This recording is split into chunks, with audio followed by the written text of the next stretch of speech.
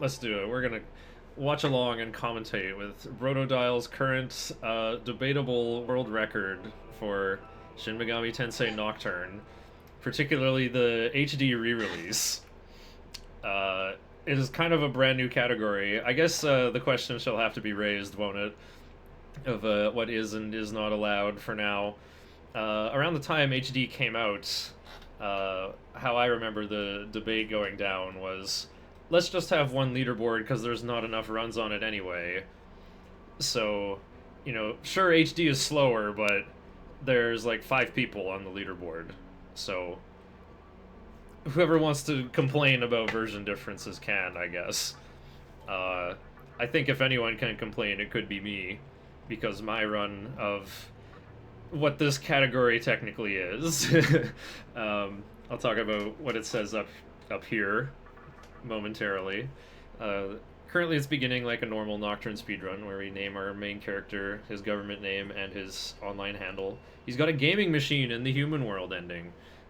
He's definitely a gamer. He's probably 18.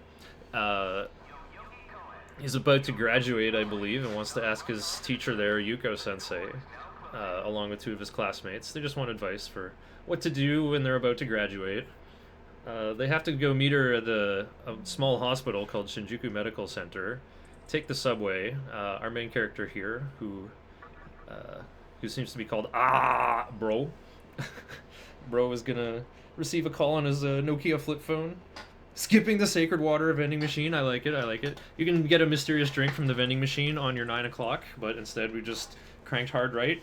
We're going task mode. We're going to complete the game quicker. Speaking of Nocturne tasks, that's a thing I'll have to talk about soon enough, isn't it? Anyway. Yeah, category currently says, wrong hand again, Merciful PC glitched.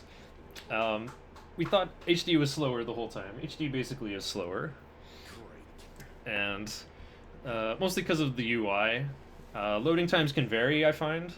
On some systems, like the Magatama menu loads instantly, and Fusion models are loaded instantly as well. It feels like, PS2, PS3 is still faster. Mostly because HD has like these text boxes that like fly in from the side. The menus are laggier compared to the PlayStation 2 or 3 version.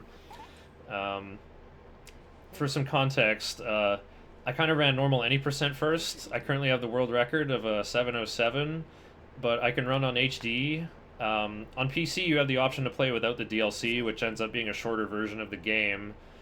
Or I can play the version with Dante, which is just like PS2. I would say I can always get under 7.5 hours, under 7:30 on HD.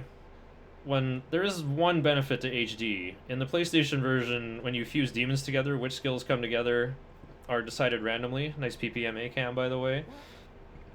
Also, demons have hidden preferences for what kinds of skills they like to learn. No one ever told me this, but I came to understand it after doing enough speedruns. Luckily, most speedrun routes only care about passing 1 or 2 skills at a time, so it's not a big deal. Unfortunately, I came up with a hard any percent route that's really fun, but the problem is it's fun because you get to pick the skills you want in HD. You can put Rakukaja and Makakaja together on 2 really important demons in the run. It's possible on PS2, but I find the odds of pairing those high-ranking skills is actually like 3%. Takes like 100 rerolls is how it feels. No, it's not my run. I'm commentating Brotodile's. It doesn't have commentary, so I guess I'm adding mine. After 6 hours of reviewing what we're reacting to. Not exactly Lex area. Brotodile submitted 3 runs. So, for context though, Nocturne HD added a merciful difficulty that's even easier than normal. Like, way easy. Like, 6 times easier. Like, you have to go out of your way to see the game over screen. It's like easier than easy mode. It is something for the 21st century, for sure. It is incredible. It's like, for those who wish to experience the story of Nocturne, which is, there's a gang war and your character intervenes and beats all sides. Wow, it's like the story of every RPG. It's got a lot of room to breathe. It tries to play with some big philosophical themes. That like makes it feel really fun to play. When you're like chatting with demons and like trading items with each other, they'll just like ask you a philosophical question to seal the deal, where there is no right answer, honestly, and like the demon will have already decided if they like you or not. but like it still makes you think. Apparently, it can affect your ending if there's like a tiebreaker for story decisions. So yeah, Brotodile submitted 3 runs. Let me see. Um, Unprettier 86 or Excelito L, a Korean gamer known by a couple handles, has was kind of the first to submit a run for Merciful any percent. Finished the game in just under 4 hours. We're currently about a minute apart in times. Like, I beat him by less than a minute. He beat me back by less than a minute. I think it was like 3:54 is kind of the border we're on. I think I can take it back by less than a minute by just shaving off one boss. I honestly didn't test for the endings well enough. I just like did it once and was like, whoopee, it worked. Anyway, so yeah, kind of like sub 4, like Merciful any percent. And then I cooked up a Merciful True Demon ending route for fun. This is an advanced ending where you have to kill many more optional bosses, and then after the final boss, there's a secret boss immediately after where your active party gets fully healed going into it. Really exciting stuff. There's a lot of extra stuff you have to do, though. It's not like it couldn't even be like a donation incentive for a marathon. There's no way. The cutoff would have to be very early, but the thing is, I said I had normal any percent world record 707. I also cooked up a normal True Demon ending before HD came out, and my PB is 11:15. I'm kind of shocked that all the TDE content added that much time. I came up with a second route that I thought would be faster, but it wasn't. I think I made one little mistake, but even if I hadn't, yeah, I can't seem to beat that 11:15. Whoa. Wacky graphical card error for someone, probably me.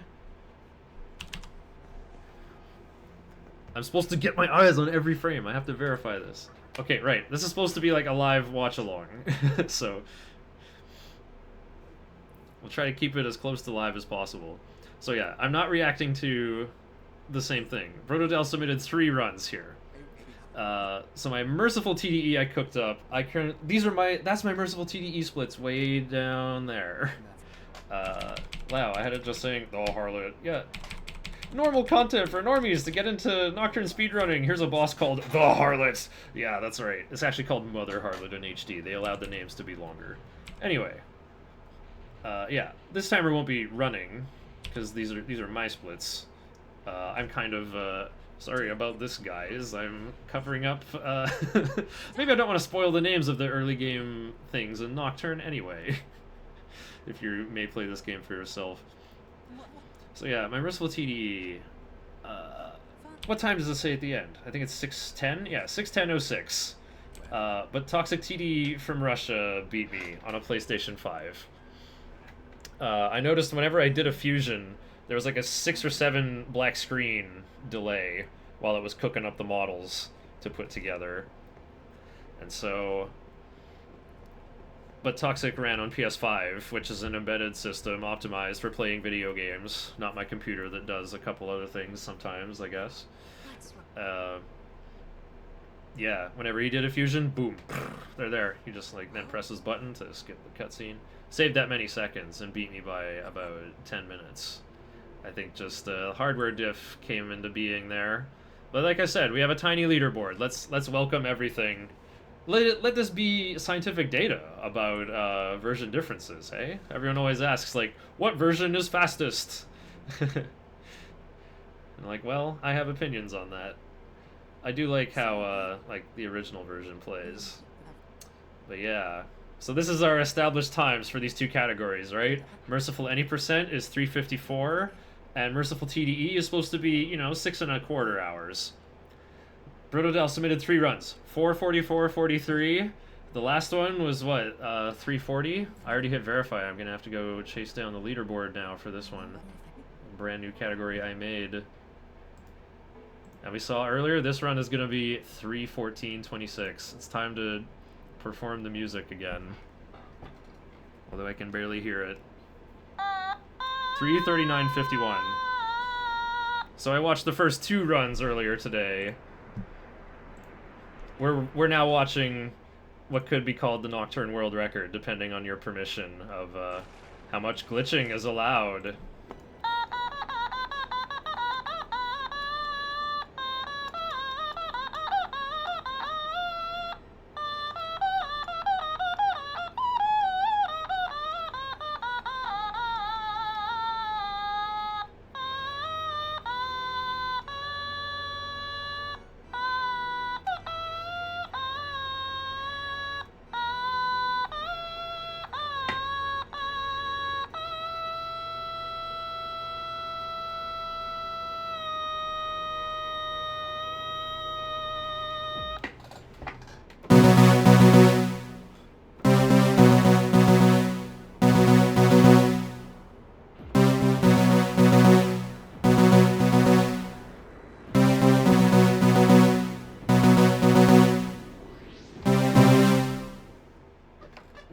I fat fingered the B at the bottom there. Sorry.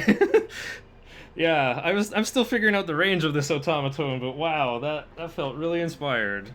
That was a glorious automaton solo even for me. Feels pretty good in the moment. Anyway, what? Some stupid disco ball saying I got no reason for being? Screw you, man. I have automaton. Until I run out of batteries and the wait, did the world just end? Didn't I just name my party members? They're gonna join my team and battle the bad monsters. There's demons in this hospital, guys. It's just like Shin Megami Tensei 2. We're warriors in the post-apocalyptic world, but it's the present-day world this time.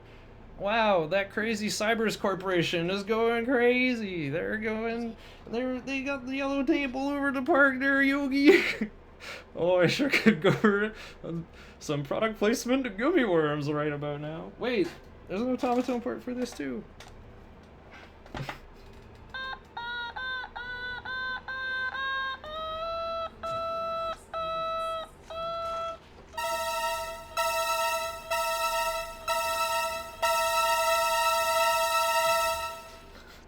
I think desktop is coming in too loud right now. What's this? We're gaming now. We got a demon horn on the back of the neck. It's probably a hollow cone for storing that helpful gift we got. Boom. I love sitting like this. Whoa. No, wait, I woke up too early. Magatama, the essence of all demons. Pretty spiffy. I look like an Indiglow watch right now. He actually does kind of glow in the dark. HD kind of makes everything look a little too bright compared to PS2, though. I think there's, 2.5 years later. Well done. There's been some good mods for this now, I gotta say. Oh no. Perhaps we should not be talking about mods and this creation of Atlas. Okay, never mind. Don't worry. It's only gonna get good like about an hour and a half in. So anyway, oops, we're spoiling the content, I guess. Tetrasphere, the final end? Not really.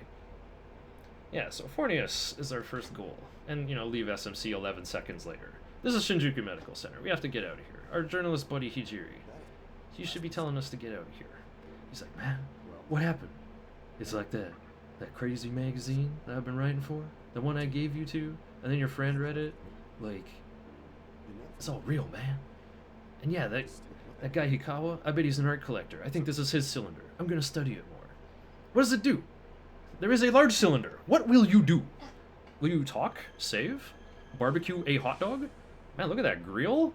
Wait, oh yeah, the grill. What the? This quality. 360p auto?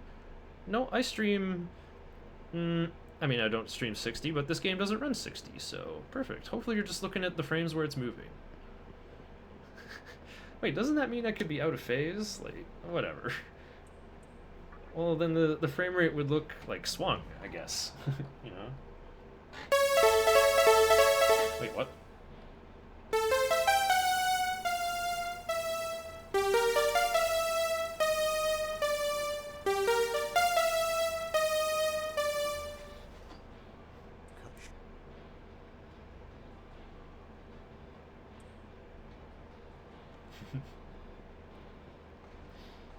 Yeah, I did watch Brotodile's previous 2 videos at 2x speed earlier.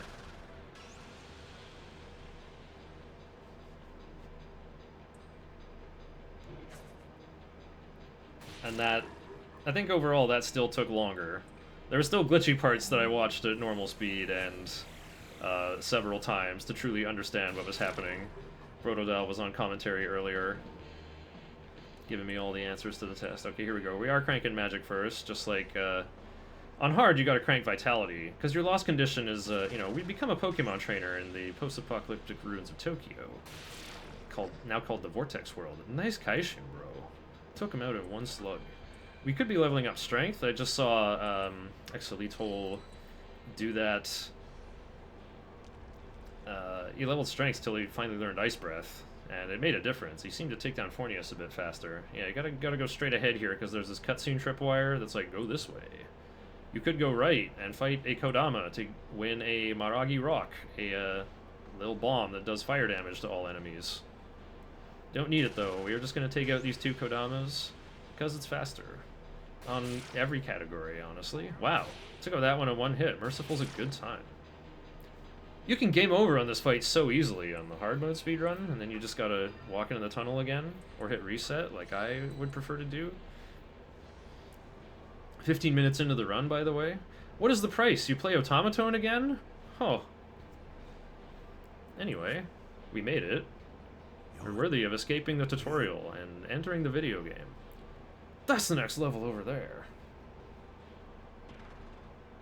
Okay, and then he slowly warps us out. Okay, wow, we're just back at the elevator we started at. Bro, you'd think I'd be at least on, like, where I want... Well, I guess I have to figure out what floor you want to go to. Oh, you can press circle here to skip this elevator as well. Yup, free world record.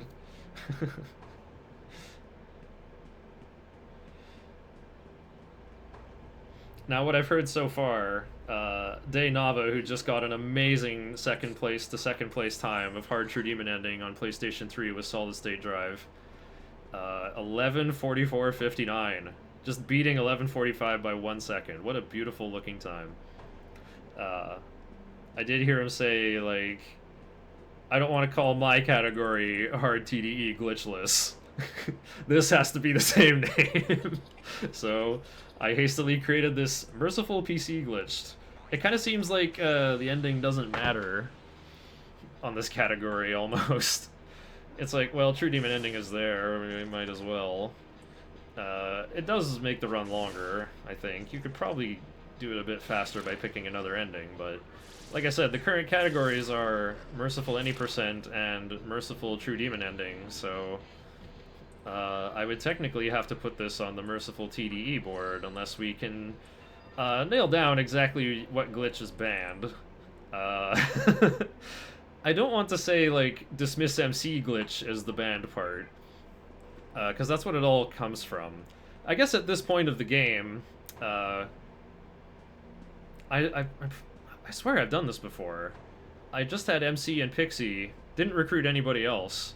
What you can do is you play on the PC version. This is currently only available in the PC version. There was maybe a glimmer of hope. I think someone said, like, oh, when you first turn the game on and you try to return to stock, it, like, puts me on the thing at the top of the bench for, like, a couple frames. Maybe I can mash it out? No. We know it works for sure on PC. So anyway, what's going to happen, yeah, we're going to talk to demons. This is a feature of Shin Megami Tensei. It's kind of like Final Fantasy Legend 1 or 2, where all the enemies in the game are also ones you can just have on your team, with basically identical stats and moves. But we gotta negotiate, we gotta give them some money, and the game takes mercy upon us. Not just on Merciful, this is true of every difficulty of the game. Before you kill the first boss, all your negotiations are guaranteed to succeed. So there we go, boom, we have Kodama. See how Kodama appeared on the bench, like the list of inactive demons? You can control up to 3 demons on the field at once. And the enemy will go first quite a bit, especially on hard difficulty. So you want to consider, like, oh, this guy is immune to this kind of magic. I should march with him out. By the way, hi, Wooshcake. Woof! The Luchador Raiders are here. I'm kind of doing React Andy content, which I normally would dislike, but it just feels convenient this time. Someone has to verify this speedrun, and I'm a verifier on the board. I'm qualified to do it. We're just doing an incredible automaton solo stuff. Oh, we're analyzing Willy? I like this. This is greedy. Whoa. What the heck? Auto memory pass with analyze is cracked. Like, the little results of analyze don't even come up. We've already passed Pixie's turn? I've never seen this before. I'm glad I'm watching this at 1x speed. It's usually only worth it to turn on auto memory, like, super early in the game. Did this guy use Death Touch? And nope, he dodged because Merciful really cranks up the dodge rate.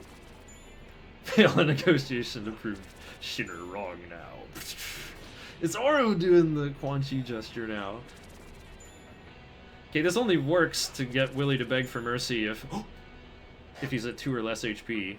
2 out of 10. Has resist physical, but there's ways to set it up. On Merciful, though, that's honestly impressive. Maybe we change the difficulty to normal, though, to get a higher encounter rate.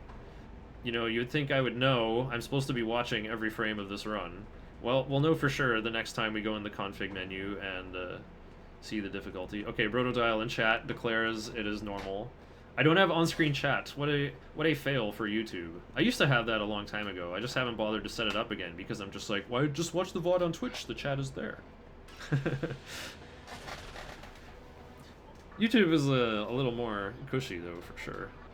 Speaking of Kush, Shikigami is going to join the team and probably could theoretically become ingredient to create Kushimitama. I've been speedrunning this game basically since quarantine at this point. I think I'm a little bit of a nocturne brain genius. I can cook up some fusions in my head now at this point. Oh, but what I also have handy are Brotodile's actual notes. Explanations for how to do all of these menu shenanigans. So I should maybe read some of these notes. You're required to save whenever it's mentioned. Always save in a new save slot because you will need to use older saves as part of some glitches. I gotta determine which ones. I think it could be possible to save some newer saves over some middle-aged saves, and thereby save menuing to go up from like 5 to 2 instead of from 8 to 2. See, I'm already thinking of NES level like optimizations. It does sure look convenient because it doesn't like ask for confirmation to overwrite any save. We'll have to like actually just grind it out like 1+1 style, like in terms of number of menu actions. Or just being ready for it. Yeah. Here's Fornius, the first boss. Weak to Elec, and we have 2 Elec attackers for it. Perfect. Oh, we're going to be able to get Reaper-Ama on Will-O-Wisp to increase the encounter rate until the next time the clock in the top left says new o'clock. It's basically like the phases of the moon, but it's actually just like the brightness of the disco ball outside. That's what the very next cutscene explains. So as you can see, I am already out of SMC, and I'm about to enter the next dungeon in about 2 minutes. You are not supposed to waste this much time recruiting on Merciful True Demon Ending. I make it work just by like buying a demon and fusing it with my fairies that I start the game with. Well, Pixie is a fairy, but you end up getting another fairy for free. You'll see pretty soon. Ooh, skill changes can be pretty funny. Usually it's like your magic skills upgrading to group attacking things, like attacking with elements and with and healing too. Okay, we're skipping the cubes that have bead and revival bead. Not even bead. Wait, is one of them? I forget. Is it life stones? If there's a bead in one of those, you might want to actually get that. Healing items are quite good in this route, it turns out.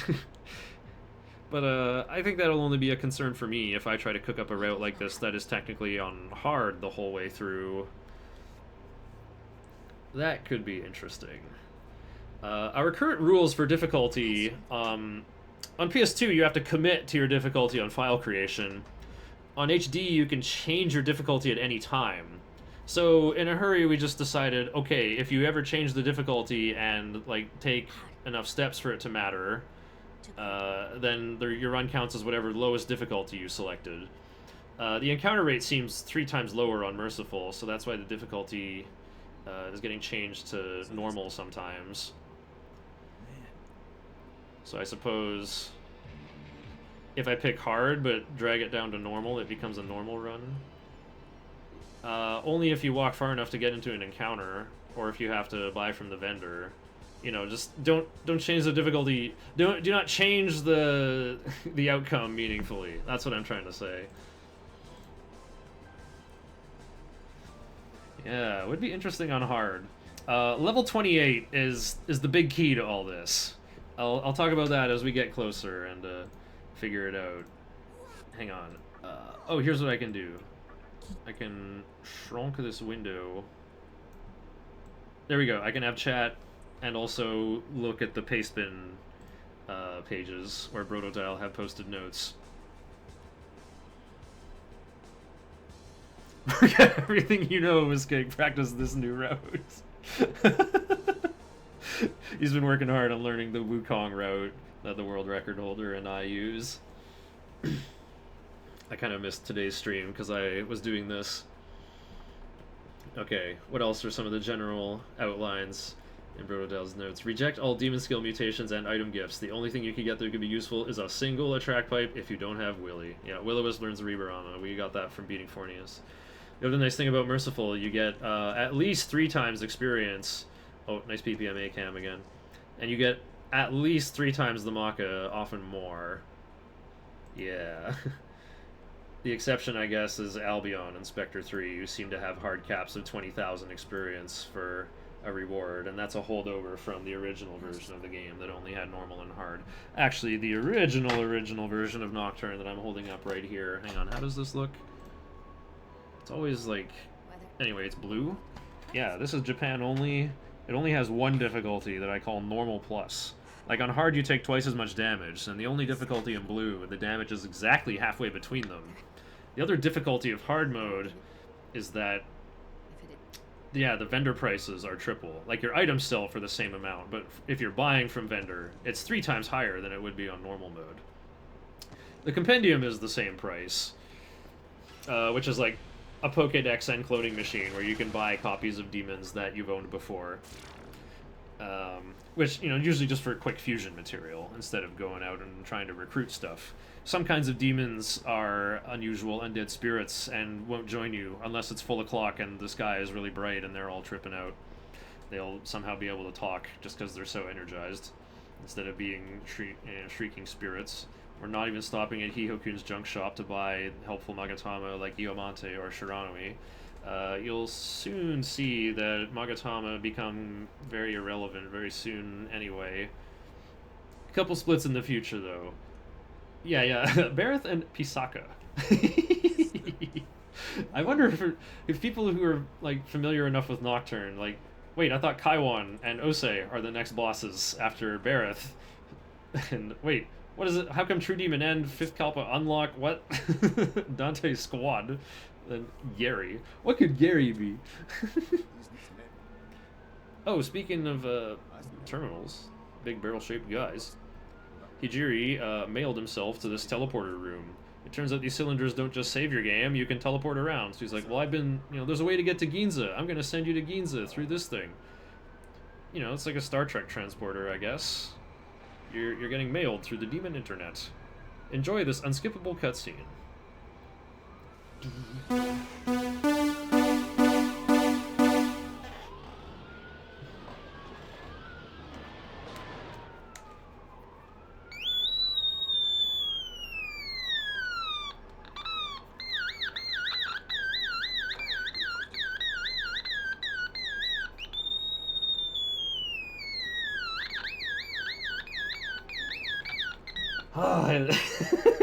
I live by kind of a busy street. Oh, I can still hear it, but I'm pretty sure my microphone can't. Not much music in here. This is the Amala network where you get lost. Let's get back to reading Brotodile's notes, though. Praetos, attack, Zeo attack. Immediately after Praetos, pause and switch the difficulty from Merciful to normal to get more encounters. Need to get 2 recruits before Fornius, one of which must be Shikigami. Ideally, you get Willy for Reborama. If you get a 3rd demon quickly, it can be nice too. It'll save one fusion later. Pick up life stones in room to help with recruiting. Now that could be good healing items if you don't even use them all. As soon as you've recruited 2 or 3 demons, pause and set difficulty back to Merciful. Okay, I missed that. I don't think we're going to see it change for a little while. You can't recruit anything in the Amala network, so for sure you're going to be on Merciful in here. Oh, he's ducking into the healing room? Heal for free?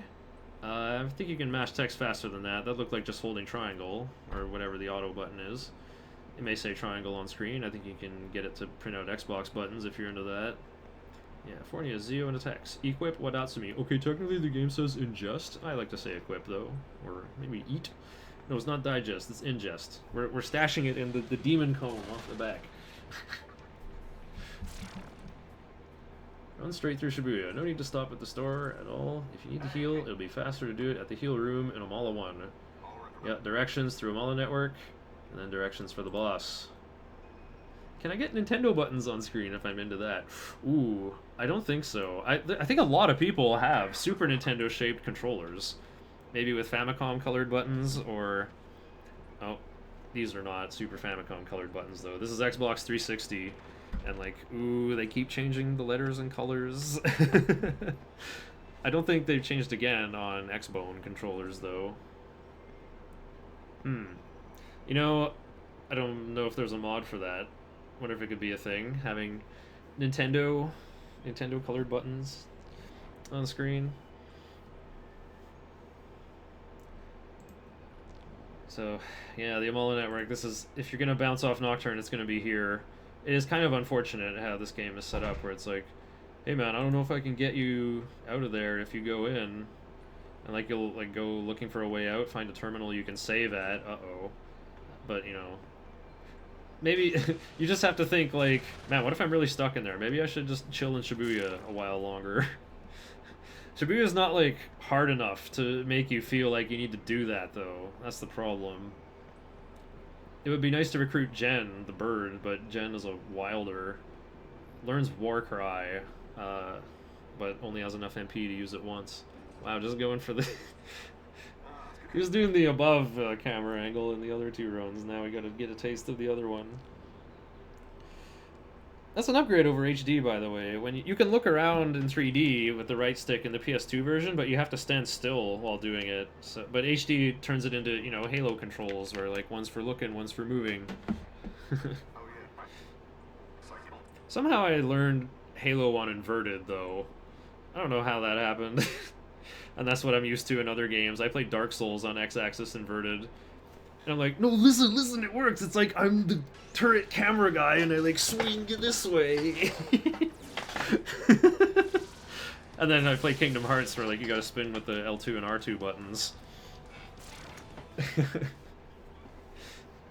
Yeah, Amala Network you're gonna bounce off here because all the demons are, you know, there's Morio of the Foul Clan, another undead demon, you'll only get him at full o'clock. And then there's elements that are like, you know, oh, I'm a stuffy inert guy, I cannot join you. That is true. Coronzone the Haunt, another undead that'll just yell at you. Yeah. So you can't, there's no cathedral either, you can't fuse new demons. You are trapped in here until you grind your way out, and that's kind of what I did. One level made enough of a difference to beat our first boss of this place, Spectre 1. Turn 1, attack, attack, attack, attack. Yep, just all attack the same one. It should all be the first one, because you guys haven't been using spells. I think like using spells, because those target everyone, that's what throws off auto-targeting. Hijiri is in love with the barrel. His purpose is to win her love. Okay. I kind of glanced at that one. I just finished reading it. Very nice. Speaking of 11, the slimes merged into King Slime. Turn 3 after Union. Attack, and Raccoonda. If Pixie is close to first, don't magic ever... Wait, what? Why does it say that? Oh, I guess because it's... Well, it's going to be faster. It's only Merciful. This thing should go down in one more turn of beatings. Yep. You do at least twice as much damage on Merciful. Yeah. 2100 experience instead of 700. Big time Ice Breath with mana bonus for more MP to do it. And Wadatsumi fully healed our main character as well. Some demons, when they learn all their skills, can turn into a new demon if your MC is a high enough level. The requirement here is only 6, technically, so Pixie's going to transform into High Pixie. Looks really good on Shaggy 3311's weird PS3 textures that load the game in a funny way, where most things are... they look like the Hellbiker went on a rampage and like ran over everybody and left tire treads up the middle. Really looks so crushed about not getting to change Zahn a second time into Mazan or some, I don't know, some rank 2 skill. Like Shibabu or Needle Rush or something. Wait, he already has Needle Rush. Oh, Needle Rush could transform. Yeah, there's some volatile skills that like to change, but they don't offer you that often, I find. Actually, in my Merciful True Demon ending route, Titania always wants to seem to change Anti-Mind. Maybe she thinks it's, you know, not good enough. But I would like to see it turn into Void Mind, but it's far from guaranteed. Apparently there's a mod that can let you see skill changes, like what they're going to turn into. Okay, so 3440 Spectre 1. I didn't do any recruiting, so I took out Spectre 1, you know, 3 minutes ago. 3.5 minutes ago. Yeah, evolve Pixie if not evolved already. Grab the Repulse Bell and Ginza if you have Willy. And so might Rebarama later. Yeah, the Demon Fornius starts with Rebarama. And I believe I found a way to fuse him using Apsaris and Inugami. Let me look this up again. So if you don't recruit Willy, you could still add another demon to your team. I think you could make this guy just using nothing but your money. He's only level 20. So maybe by that point you have most of the demons you want anyway. Datsui-Ba, Gen, Bicorn, Raiju. I don't think we need to go that far.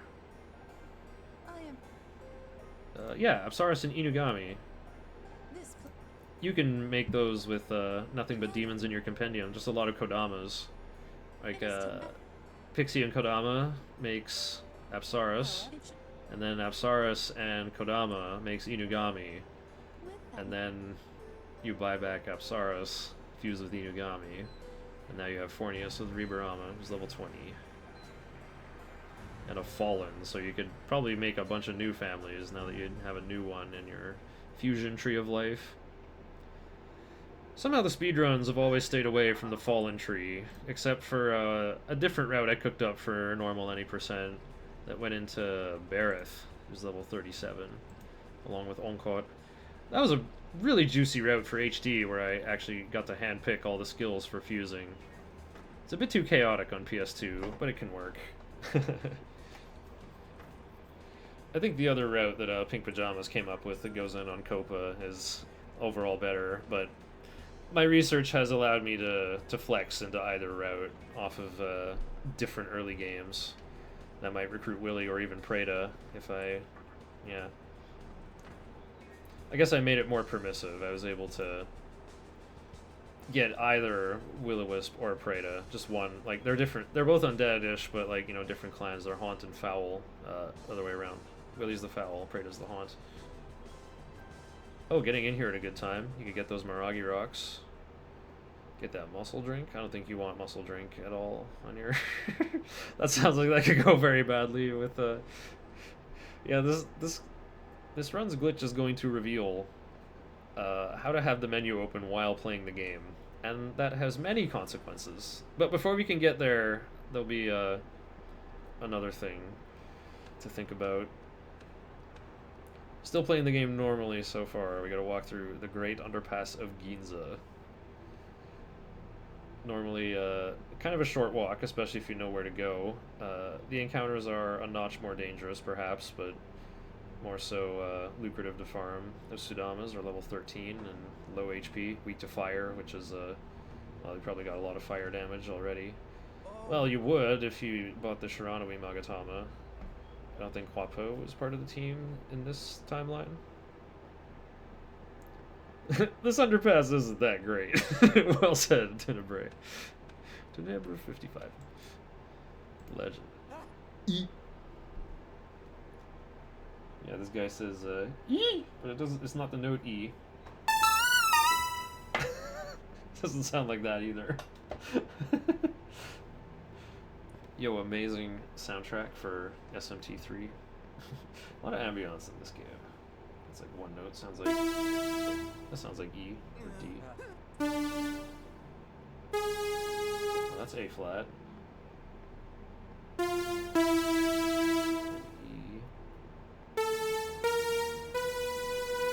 Sounds like B. Huh. Oh, Manekata. So these weird scouts who spotted us are weird little mannequins. They're kind of human-ish. Maybe alive. It's not explained too well. It never will be either. We're never gonna go to their holy ground where they're born from the mud. Oh, wait. I was supposed to advertise this as spoiler-free Nocturne because the final boss is going to be there but not there, so to speak. It's gonna be censored. We'll put it that way.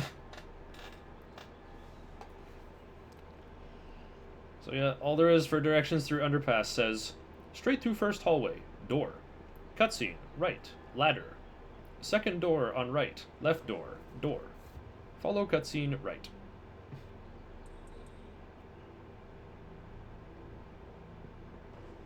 Let's see. And then, does this speedrun exist to bully Lucifer? No. We're scared of Lucifer and we're gonna run from him, and we get rewarded for our cowardice. That's how it's gonna end. Mm. This is fun. I get to speak in riddles. Yeah, so this guy's an eccentric collector mannequin who's like, I like stuff from the human world. I want to collect human stuff. Oh, you want to go past our border guard who won't let you out of town because the Mantra gang is outside and dangerous? I'm friends with him. I can hook you up, but you gotta bring me a bill.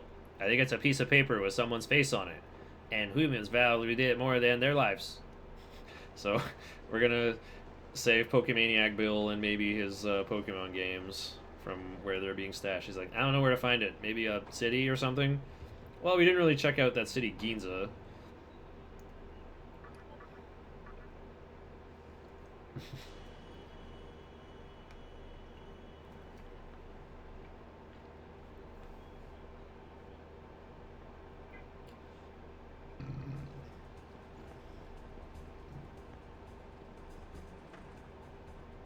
What I kind of want to set up would be really funny is like summon the Dante squad for the final battle, but like queue up a different auto memory before you go in of provoke, then retreat with the other Dante who goes second.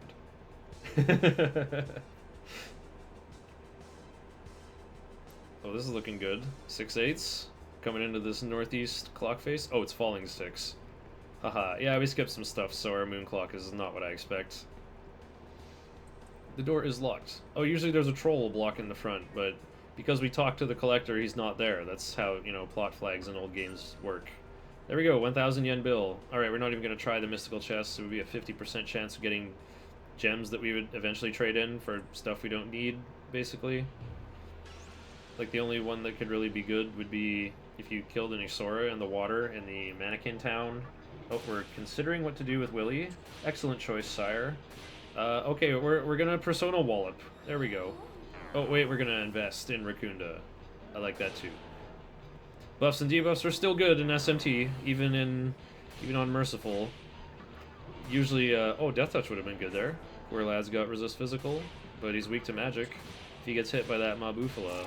Never mind, we did our 1,000 damage, we're out. Don't even need to use Sexy Gaze or Lullaby or what have you to put him to sleep. It's Merciful. We just press auto and win. Like, why think it's... we gotta enjoy the game's luscious content. I said, like, luscious and lustrous at the same time. It's certainly bright. You know, the game is called Nocturne, which means music of the night. And there's no nighttime, because there's this jerk disco ball in the sky making it bright all the time. So our goal is to shut off the lights and let there be music of the night again. So you saw when my splits were scrolled all the way, the second last split was Tetrasphere. I mean, of course. This is SMT we're talking here. You know, the gods of every mythology are demons we can chat up and get on our team by talking or by fusion and such iteration. So, of course, the final boss must also be a god, or just capital G god. In Persona, you team up with your friends to kill demons, but this is SMT, where we team up with demons to kill our friends. Those people we got to name at the start of the game, of course. I don't think most people change their names, though, because they're like, huh, what are they? What are they even like? It's all like in Medias Res. I don't know what my relationship with this goon squad is like. Biggest mistake of the run. It was right there. Not using Death Touch on Troll. No. Or, yeah, just the indecision on Troll, I think. Oh, forgot to buy Hifumi. True! I hear Tornado is pretty good.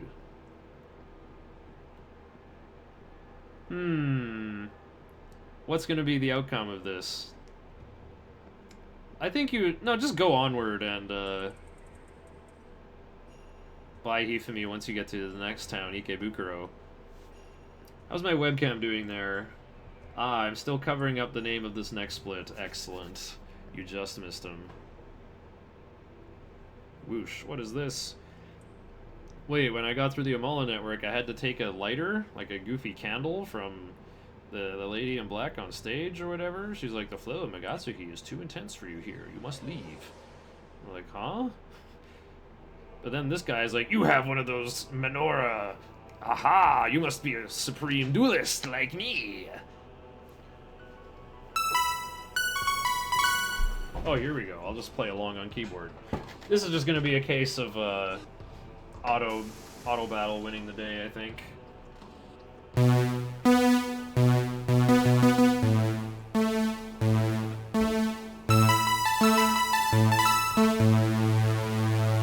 Oh no! What a terrible time for my MIDI controller to stop working.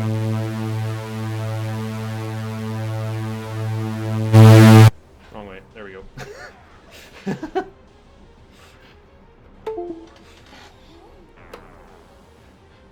What a downer.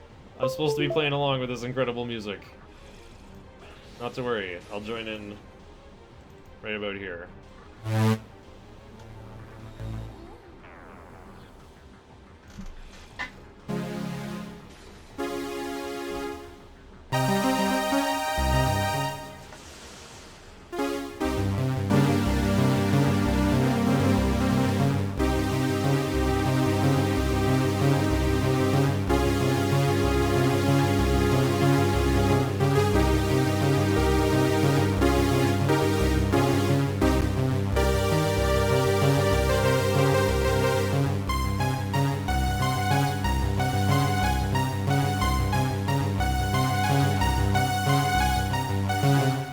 It's over. Maybe I got a little out of phase. Oh, you only hit level 16. Okay, yeah. Forgetting Hifumi is not even a punish here, my guy. You can learn Tornado at level 17, and that's a excellent magic skill that you want your main character to have. Alright, the little bump in the road is defeated. I only get to play that music one more time. So, how did it go? Did I miss Matador, by the way? Oh, I think he used Red Capote and dodged me. Never mind.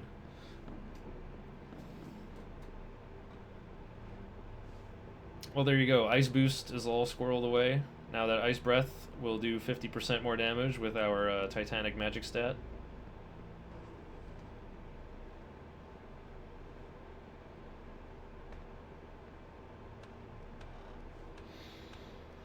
Alright, now here's the great part of Great Underpass. This is the other 2/3 of the dungeon, and look at it. It's just water and, like, a bridge that looks the same as the other bridge, and ladders that look the same as the other ladders, and, like, one walkway? Half the team was almost dead. Yeah, they're looking a little hurting for HP, but yeah, see, it's Merciful. You're just gonna dodge anyway. Oh, you could have Zeo'd that Nozuchi for a crit, but that's cool too. A ton of Nozuchi. Yeah, these guys have resist force. Good attack. Nice attack. Yeah, there's no way you'd have another Pixie here. You didn't get Kodama, I don't think, to learn Dia for you. No, can't learn Fog Breath yet. We could have learned Berserk, but why? Does that... Oh, Berserk would help us beat the Kaiwans quicker, I think. Kaiwans are immune to magic. But, you know, MC could be a source of Berserk. I saw you, like, you know, you didn't learn anything over Analyze. Like, come on, bro. Totodile. Oh, there is a Kodama, but he's only level 3. Yeah, you could have leveled up Kodama. Wait, now you have level 12 Willy? Wow. Okay, we're healing with items.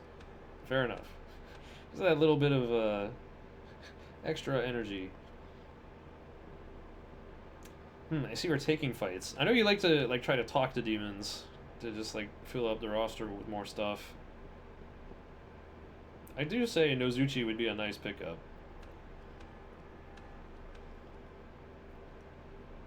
I wonder if you could get Nozuchi transformed in time in a Merciful speedrun. I'm not sure who gets to just like sit there and soak up experience. I don't do any talking in the route anymore outside of SMC. Just want more experience to be level 28 after Bareth. Ah, right. Nozuchi transforms into, well, what's called Genbu the Black Turtle in Japanese. Was called Guixian in PlayStation 2 Nocturne, and is called Xuanwu in HD. Oh, we're skipping the Soma Droplet. Probably don't need it on Merciful.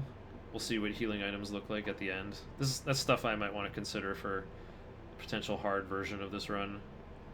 Yeah, MC needs to be level 20 for Nozuchi to turn into level 24 Turtle. He's a good time. Gains Absorb Ice and Repel Expel, but is still weak to Elec. Has a humongous Vit stat, and starts with Toxic Cloud, by the way, and transforms right on time for me to enter the Assembly of Nihilo, where Copa lives, who is weak to Curse, and I have Toxic Cloud on this amazing indestructible Wizard Turtle, in the place where everyone is weak to Elec, so there's nobody attacking with Elec. Might catch Fornius's Mabufula if it goes long. Yeah, Toxic Cloud does poison damage, which is Curse element in Nocturne. It's usually a pretty bad move, but the problem is, like, the reason why it's so great, I mean, is, like, just the level difference. Like, you have level 20 MC, or 20 or 21, and you have a level 24 Turtle versus enemies who are, like, level 19 or 20. So, like, this magic stat is good enough. It's mostly his Vit, but yeah. Oh, here we go. The first fusion of the game, always an unskippable cutscene. We have smashed our fairies together to make Eros. When you put two demons of the same family together, they turn into an element. Depends on what two families you put together. Flamus is very uncommon to make. The only way is to combine two holies, or two seraphs, but seraphs are like endgame demons. The Holy Clan is kind of tricky to get into, I think. You don't encounter them in the wild, you have to fuse them.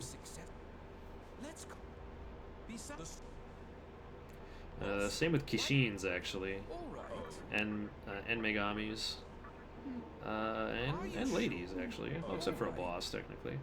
No, a couple bosses are femme as well, but there's also, like, yeah, femmes are also, like, random encounters. I guess that's the diff. Okay, yeah, and we unlocked that demonic compendium in Ikebukuro, so we bought back Pixie, it seems.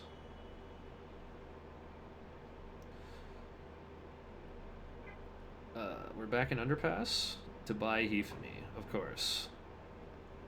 We could have learned Tornado after Matador, but whatever, we'll learn it from Orthrus. We'll be weak to fire, but it won't even matter, it's merciful.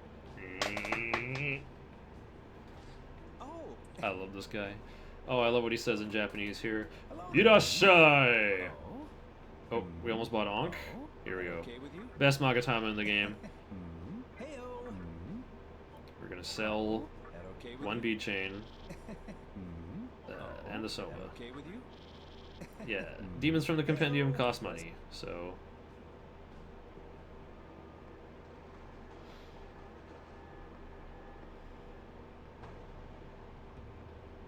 Gotta sell that stuff for more demons. We need at least 8 demons in order to do the real nice glitches.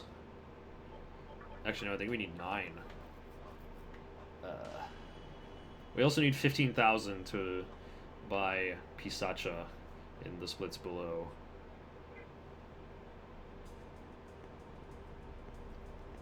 So coming up next is Thor. Welcome. Actually, maybe I move my webcam a little out of frame. There we go. It just looks nicer to be able to see the times.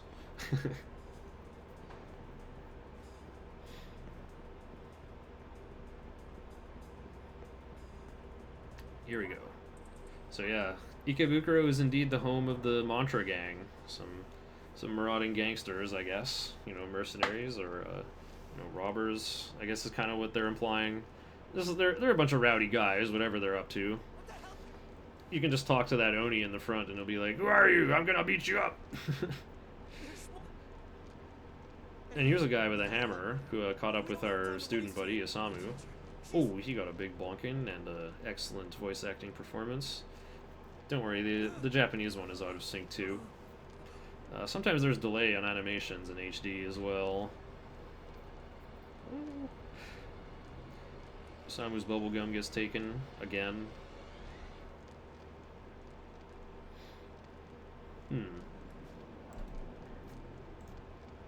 What else is coming up in the notes?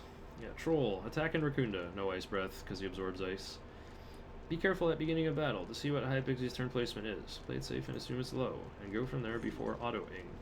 If High Pixie's MP is low, or team's HP is low, heal at Fountain, on the way back to Ginza Terminal. Buy a Hifumi, in all caps, he forgot anyway. And sell Soma and Bead Chains. Matador. Ice Breath as much as you can. Attack and Raccoonda otherwise. So turn 1 should be pass. See you second, Raccoonda of High Pixie. Matador likes to use Dekunda, but I'm actually not sure if he does it in phase 2, so that could be something for me to look at. Equip Hifumi after Ice Boost. Between here and level 28, take any battles that look like they give a lot of experience. And just nuke them with MC's magic. After Matador, at fort, go left, right, door, ladder down, cross diagonally, out through the water, ladder up, ladder down, ladder up, door, ladder down, cross on same side. Ladder up, ladder down, cross on same side, ladder up. Register High Pixie, buy back Pixie. Use them together for arrows with Raccoonda. Yeah, buy back the fairies. Orthrus, whatever, Ice Breath and attack. Well, that's like Power Wolf, Amen and attack. Ice Breath and attack. Yeah, seems like a good strat for this point of a Nocturne experience.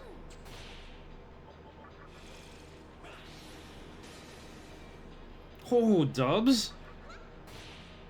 This guy must be almost dead. Frozen? Guaranteed crit? For 29. Wow. Killed Orthrus on turn 1. And is about to learn Tornado from Yaxini, who attacks with Force Magic, so you would want Hifumi anyway to make your MC immune to Force Magic. Force being stuff like tornadoes. Oh, here we go. We're all ready. I need to be paying better attention to see if Hifumi is ingested now.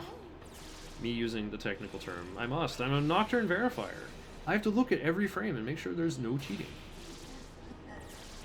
Oh, I thought we were going to trade in freeze for shock. Oh! Dubs? And it's enough. Turn 1, Yaxini. Pixie scoring all these kills. More magic. Learn the tornado. We already have a High Pixie. This isn't like Pokemon Emerald where you can have 5 Zigzagoons. You can only have 1 of every demon. So we already have a High Pixie, so our Pixie is not allowed to transform until we get rid of High Pixie.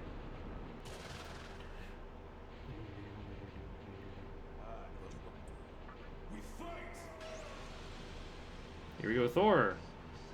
Raccoonda, tornado. Well, that's not how you do that, but okay.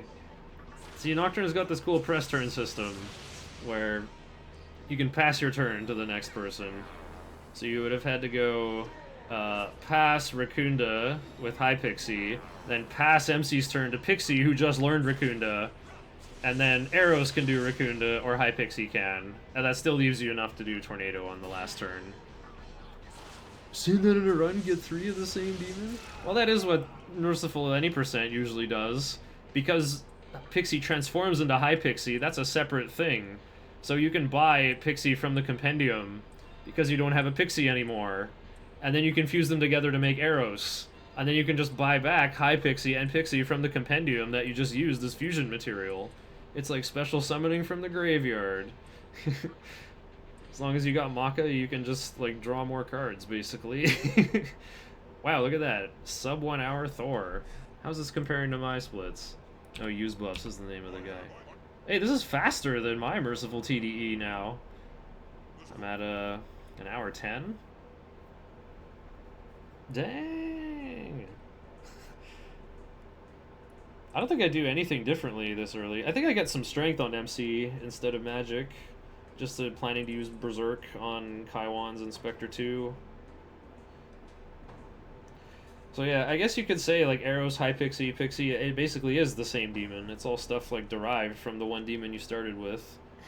Usually I don't do any recruiting whatsoever. Because the encounter rate is so low on Merciful, I didn't want to trifle with that, and I thought, well, when I go buy Pisacha at level 28, then I can make stuff. Because I confuse Fairy with Haunt. I forget what clan that makes. I think that makes Fallens. But then you can make snakes by fusing Fallens with fairies, I think? I'd have to look at my notes to compare here. Whoa. The sticker. I must post it in chat.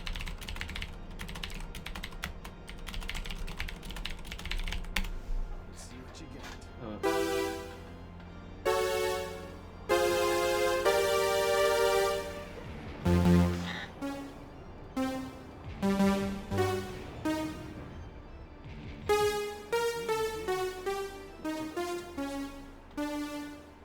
Oh. How do I not know how to play that intro music? Am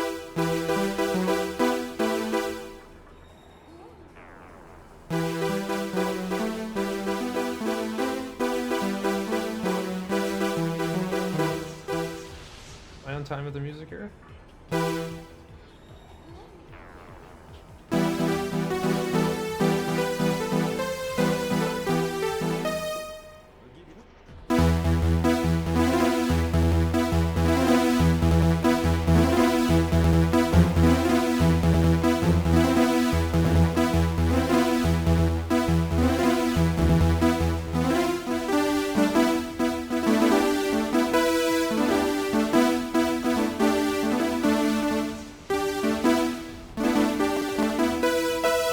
Oh, he's already dead. What happened? He got blown away in a tornado, I think. Poor guy. He didn't use his Holy Star to scrub off Raccoonda. He was overconfident on his turn 1. What a fool. You'll have to go train a little more for Devil May Cry 3, and then you'll really be ready for Marvel vs. Capcom 3. Yo, where's my shirt for that? I got like the Marvel vs. Capcom shirt that I wore at RPG Limit Break. Yeah, Dante has a Ryu number of 2. Or no, Demi-Fiend, the main character of this game, has a Ryu number of 2. We're looking at him.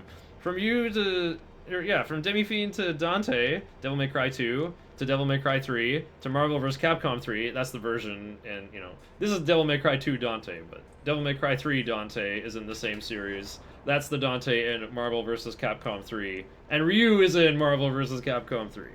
So, depending on if you want to split red tweed of Dante's coat, if Devil May Cry 2 and 3 Dante are different incarnations, different games, different characters. They are pretty different, I must say, aren't they? Dante, I hear Dante is like quite brooding in DMC 2. I don't really remember him doing much of anything. He just seemed pretty wooden. I've only played 1 and 2, honestly. Actually, I've only tried a bit of 3, and I'm like, the buttons aren't the same as Dark Souls, I can't. So I'm like, huh? Why is that my issue? Should just try again. Here we go, I thought we were gonna take this fight? Oh, we are, with Tornado. Should have saved that MP for the birds up there. Oh wait, but it's Merciful, so you get triple experience. Ah, very interesting. I gotta pay more attention. Is the difficulty back to normal? Oh, I have to check over here again. Dante, tornado twice each turn, and Raccoonda is Thor. Raccoonda to -4, then tornado as much as you can. If MC's second, no, why would MC be second? Wait, oh, he stopped on the 29th floor. This is the run where he figured it out. He pressed cancel. We skipped like 3/5 of the game. But we finally learned how to skip 3/5 of the elevator cutscene. Oh, the same angle is still in it. Vast Nocturne tech skill. This is when we gotta do, like, 2-stick maneuvers of, like, spinning the camera around you while you're walking through a hallway. Oh, I gotta do this.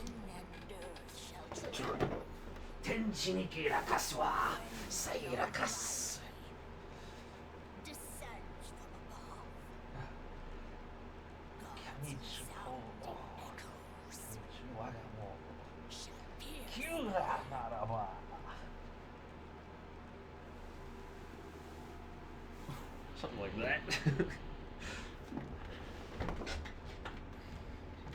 Not as good as the Automaton concert.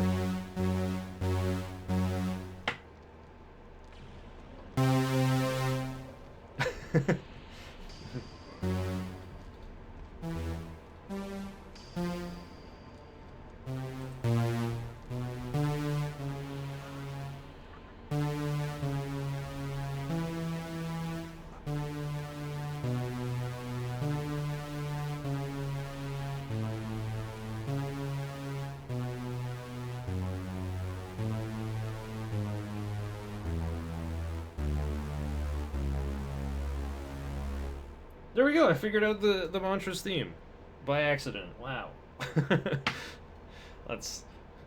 I guess that's what I could call it. Anyway, the very next thing in the notes mentions Daisojo, our next split. I get another chance to play the super spooky fiend music with more bony boys, more skeletons.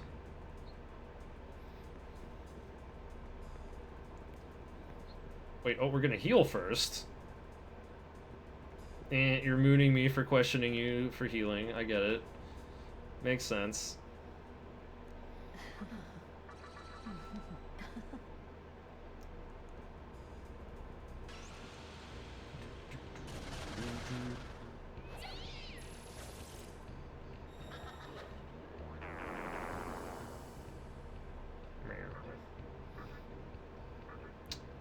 Uh-oh.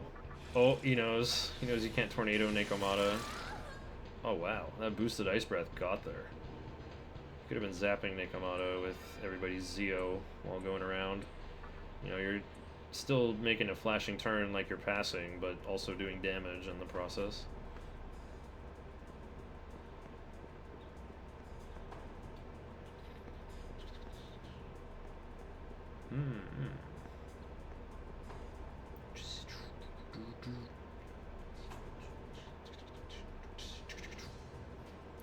Love the jams in this game.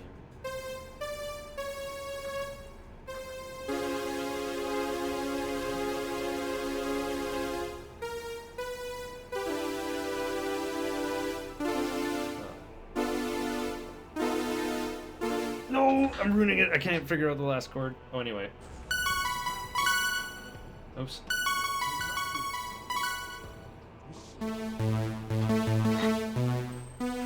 Ding-a-ling! I'm gonna steal your MP and instant kill you. Well, on Merciful, we'll probably just dodge.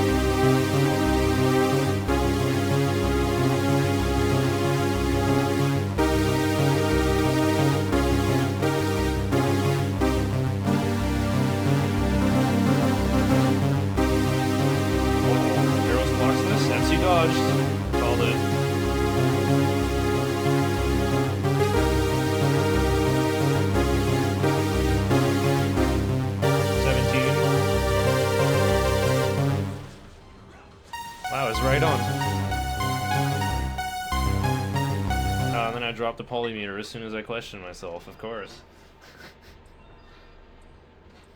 Warcry? I don't need that. This is why Hifumi is the best Magatama in the game. It's Merciful, though. We don't need that. We don't need that. Here's 6,000 experience, by the way. I mean, Daisojo is an optional boss that we just kind of assassinated for the sake of 6,000 experience. Thanks, Merciful. Getting out of here is always so tricky. They're always like facing you such a weird way.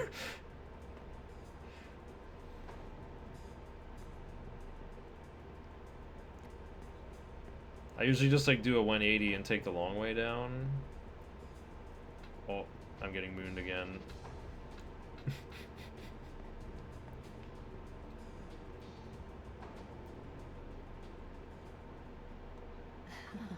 Alright, next is the Assembly of Nilo.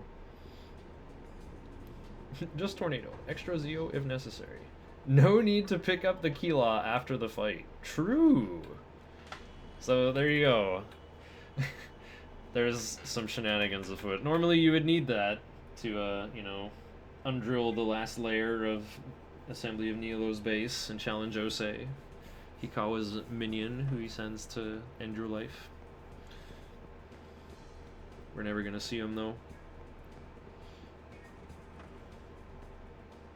Pretty soon. Yeah, less than an hour, we're gonna be in the wacky territory. Oh, wait, splits are looking pretty close here. Yeah, I killed Dante 103.10, and Brotodile did at 102.39, less than a minute apart. I killed Daisojo later. How much later? Yeah, after Osei, then Hellbiker. Yeah, that makes sense. You know, I have no reason to take out Daisojo so early. No, you can skip this one too, Brotodile!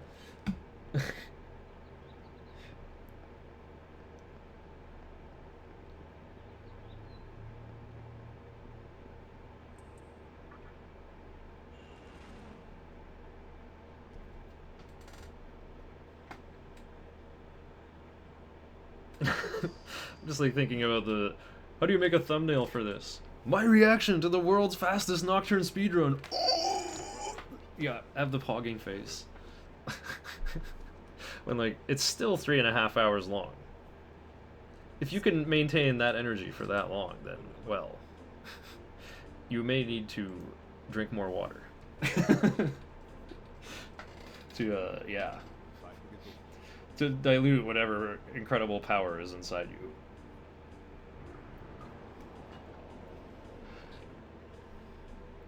What about me? I still have some smoothie made with chocolate milk left.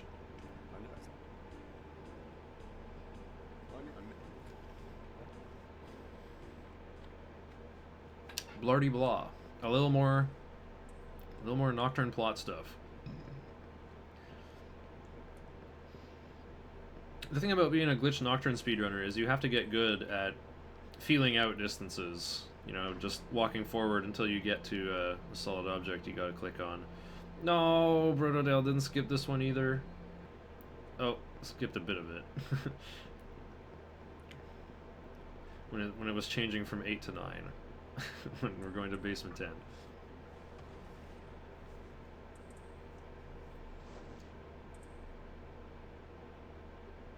Need to be level 28 after Bareth.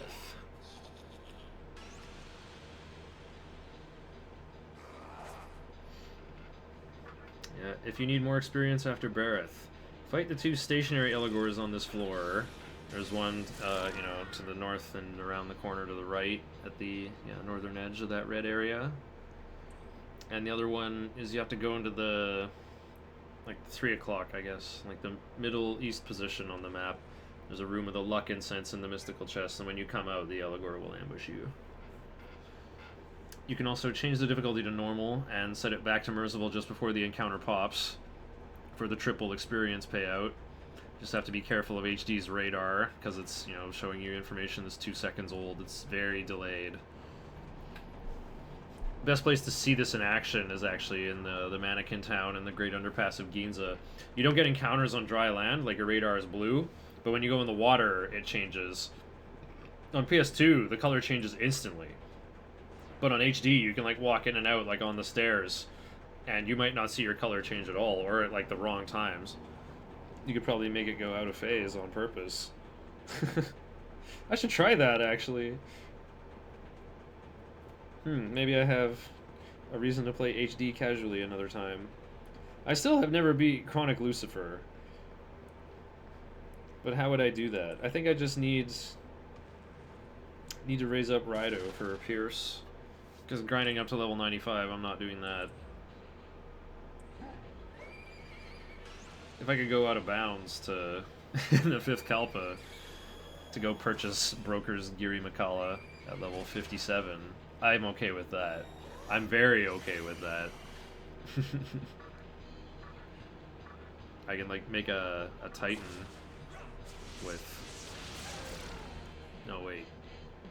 Just make something with, like, all of the relevant skills on my Wukong. There you go, he left the white Keylaw behind. Just like he said. Eligor was a piece of dessert. I was looking through my monitor and not at what was happening again. But I will not make the react video any longer than it needs to be. Just pay more attention. Just don't go like, who's winning?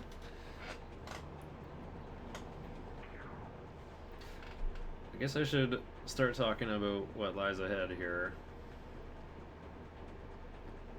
So we got Shikigami and Kodama and Willy. There's gonna be a fusion fiesta after reaching level 28. So we're gonna be able to clone Dante more than once. And yeah, just have more than one Dante on our team. Everyone who always asks me like, Shiner, can we have 3 Mothmans? Okay, fine, you can have 3 Mothmans. Maybe that's the category I have to dream up. That'll keep things sane, right? Okay. So by using the compendium, we'll just like smash demons together and the demons we make into other demons to make more demons. We are going to need 8 or 9 demons. I think 9 demons all together on our team, and we can recruit 10. We can employ 10 right now thanks to talking to Gozuteno for normally it would be 8, but yeah, we need to get up to 9. So Gozuteno actually has the most positive impact on the whole run in a manner of speaking. We're gonna give a... Oh, we can't even learn Anti-Force yet. Perfect. No, don't give me an item. Leave me alone. Okay, wait, MC's level 29. Really? And he couldn't learn Anti-Force. So he's become over-leveled. He actually overshot. Huh. Or was it 26? Barrett's gonna give 6,000. Yeah, he's just immediately going for the Eligor ambush. Oh, nice. Shoes cam. Beast Eye. Yeah, for gathering Incubus appeared. Hoodoo attack. Pass, pass, pass. Tornado? That'll give an extra turn. Weak to force. Woo! It's not that new, Jean Scalps. We've known about like pieces of this since like October. I was away at RPG Limit Break and not able to work on it at the same time when it would have been exciting. It was kind of implied like, well, maybe I should cook up a glitched route for this. I never did though, but Brotodile did something. Thankfully, Brotodile just discovered more glitches to make this real. I've been verifying Brotodile's runs all day. The first 2 are officially on the SRC leaderboard, but this third one, this is the actual fastest one. Here we go. Barrett is going to provide 6,000 experience. That'll be more than enough, I think. Raccoon pass Tornado. You can do 2 tornadoes in a turn that way. Oh, we're going Ice Breath for the press turn. That's pretty good. Zio? No? Pass another Raccoon to here. We're splitting up whose MP is getting used. I think you just would have won if you did 2 tornadoes. We could have won this in 1 turn. Unless we're conserving MP for something else, but I guess we're not doing Table Girls. Oh, here we go. We're level 27. Wait, I thought it was 29 when it said 26. How am I this out of it? Wow, you can learn Anti-Force at 27, though. That is amusing.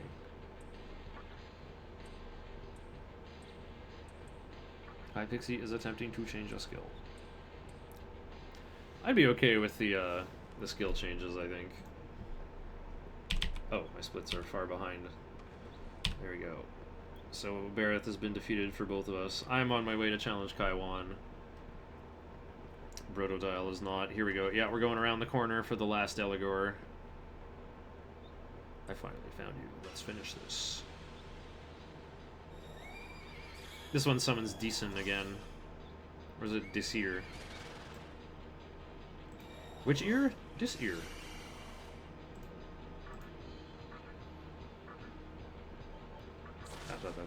Tornado!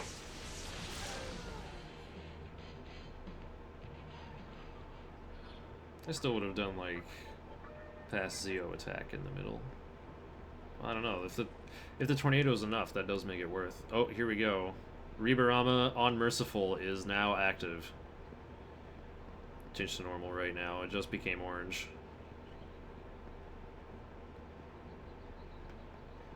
Wow, this is the tripled encounter rate on Merciful, which is like about as what it's like on normal, honestly. Wait, you can't tornado these guys. You're gonna have to Ice Breath.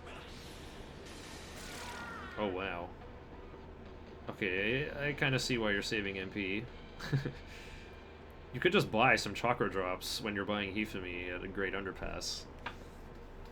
There's also the one in Yoyogi Park that you keep picking up, so you could save it for this part.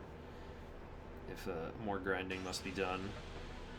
I keep forgetting what gems are needed for an attract pipe, actually. I think it's like a garnet and a turquoise. You get the turquoise for sure from Fornius, but if you're on Merciful, then you're not getting any encounters anyway.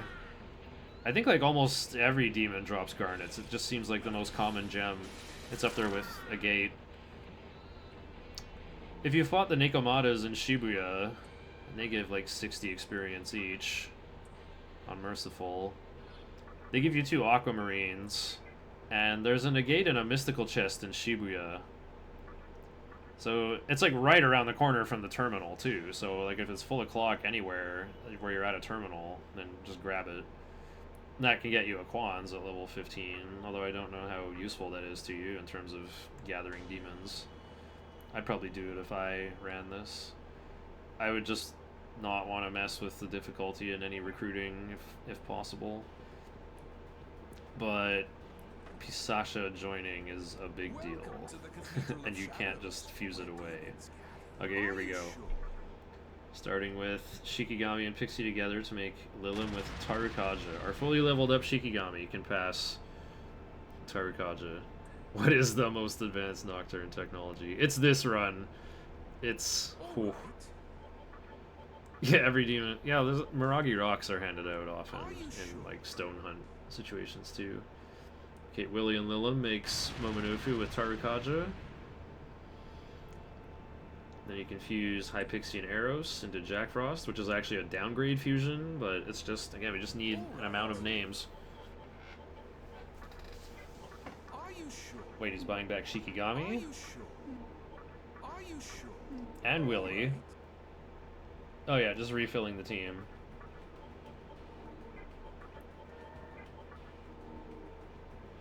Summoning Momonofu, Eros, Kodama? Oh, I think he's looking, he needs one more. Welcome to the Cathedral of... All right. Okay, you bought back Pixie. Yeah, then he has enough. Okay, he just did the Shikigami and Willie tree of his notes here. If you get, yeah, you can Shikigami to be one of them as a source of Tarukaja. I say you don't even have to do that, though. You could just make Aramitama. In fact, Aramitama would just be a pretty good 4th demon. Because it's got null ailments, so it won't get panic voiced by Gary.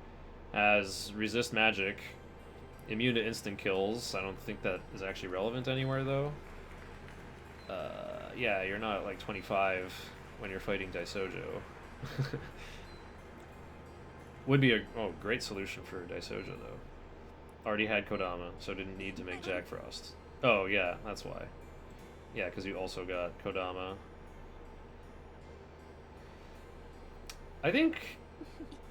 Oh, yeah, I see. Just putting your Hypixie and Eros together, buying them all back.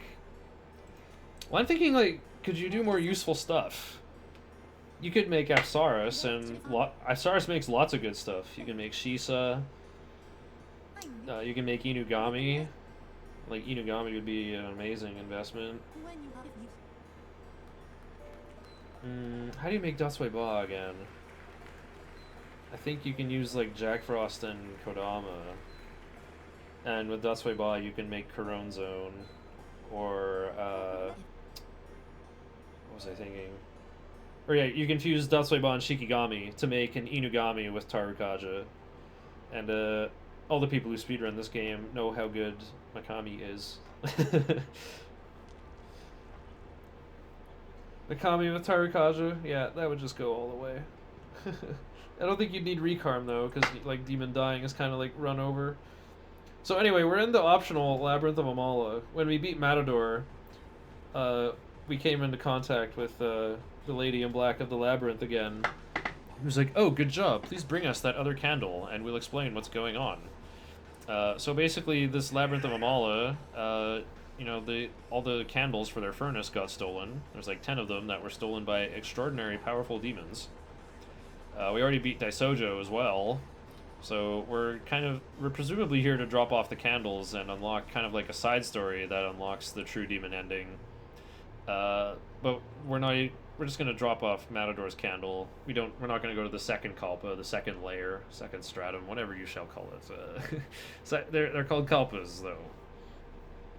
There's a shady broker in each Kalpa who sells a specific demon if your main character is a high enough level. And now that we've reached level 28, we are here to buy the Pisaka of the Labyrinth. I'm pretty sure it's with a soft C, because I've seen the phonetics in Japanese. It is like Pisacha, or Pisaka. I think it is from Hindu mythology, according to the compendium of this game. But yeah, so we're gonna do a little glitch. We can get rid of our MC forever. Well, not really forever. If you get the demon skill Beckon Call, the earliest you can get it is from the level 33 Baphomet, which summons a random ally from your stock. The MC is still there. Not accessible on the interface, but you can randomly summon him back. So what you do is you use your mouse. We're going to return to stock demons that aren't actually summoned. Just press down and left click enough times with our mouse, and MC disappears when we back out of the menu. We can't get him back without Beckon Call now. We will not be able to fuse or recruit any demon higher than level 28. Unless we maybe got a lucky skill change from like Aquanza's anti-expel into Beckon Call. Oh, Pishacha. Thank you, Tenebra, again. So there we go. We got rid of the MC. The game won't let you summon more than 3 demons with the summon button and like party management. But by buying Pisacha from the Labyrinth Broker, Pisacha appeared in the empty slot in our active party. Now we have 4 demons out at once and no more MC. Whoever is at the top of the list is now our loss condition for getting the game over screen. Hayayaka, yeah, I often call her the pizza princess of the labyrinth. Has a nice comfy sleeping bag zipper up the middle, like her boyfriend Atrioc from Shaggy's SMT5 speedrun. that was his name, right? Atrioc? Anyway. So yeah, we're walking around with Demi-Fiend, but he's not going to appear in a battle ever again. We're going to beat the game without him.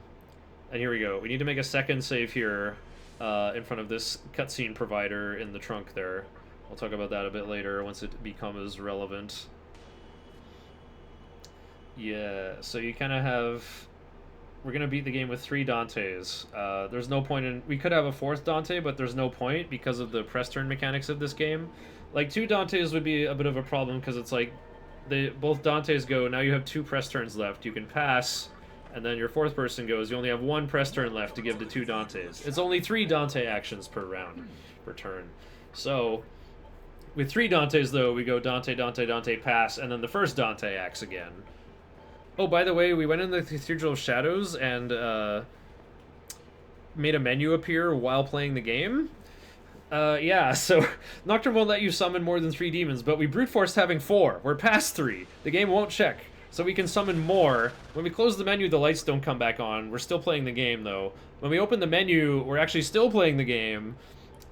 We can carefully use the Magatama menu to see what we're doing, and then go back to the party menu and dismiss a few demons. Not too many. If we go back down to 3, we'll be stuck at 3, and then we're screwed. We'll have to load.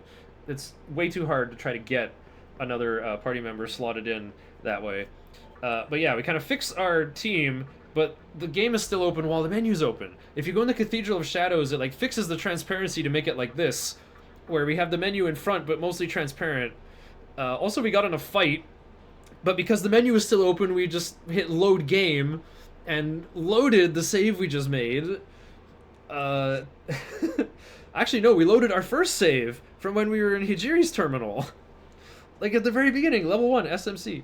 So yeah, the Huapo was like, we were fighting the Huapo in Shibuya earlier. It's kind of a graphical bug here.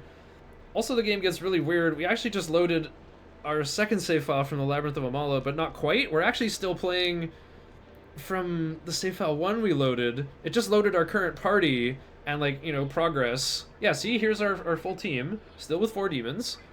Oops, the light shut off. Never mind, let's fix our party. There we go, we're back to 4 demons. That's okay. That's functional gameplay. Okay. Yeah, we loaded the config menu. Uh-oh. Oh, here we go.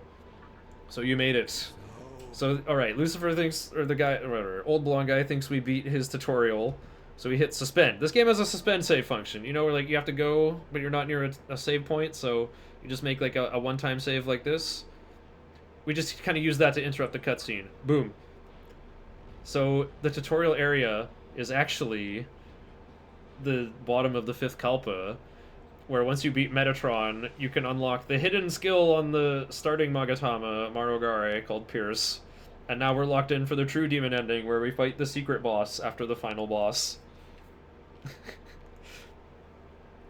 Also, physical attack, low damage. Okay, so we're gonna... Yes, we actually warped, though. Like, the tutorial area is not a separate area. They still use, like, the actual 5th Kalpa. Oh, and here's Momonofu standing off against Pixie, Huapo, and Pixie. Normal Nocturne gameplay. Yeah, we got Momonofu. You might do Takemi Nakata as your person who goes forth, your non-Dante party member. As long as they have Tarukaja, that's all that matters. They're about equally lame / good. I don't know. They're not amazing, but they're probably the best you can quickly settle for. I think making Oni would be great, but that's, you know, overkill. This Momonofu should turn into a Rahabaki with null physical, and that would be handy. I don't know. I think making Aramitama would be the way to go, because that like guarantees Tarukaja. I gotta think of a way to do this just off nothing but Kodama. Anyway, yeah, go to Labyrinth, dismiss Demi-Fiend, summon 3 demons, get Pisaka, save at Labyrinth entrance with Pisaka summoned in 4th slot. This is cutscene storage save. Warp to Shibuya, do transparent menu storage. I'll read out how to do that when I get a chance. Perform early 5th Kalpa, get True Demon Ending. Okay, that's what we're looking at. After True Demon Ending, warp from Hospital to Shibuya, save. Then do early 5th Kalpa again. Oh, this is different from the other runs so far. This is a faster way to get it done. Okay, cutscene storage to go out of bounds anywhere. Ooh, okay. We'll need that later. Auto memory storage, that's another thing. Alternate dismiss Demi-Fiend method. Oh, I might want to look at that when I have a chance. Terminal room out of bounds. Weird things with dummy is. Skip tricks, still wish we could find. Getting menu storage earlier than level 33 or 28. Technically, the earliest would be to get a skill change on Aquans, probably immediately after Matador. To, yeah, save at, like, the Underpass A terminal, and then win a fight with Aquans until Anti-Expel turns into Beck and Call. Then you could do it.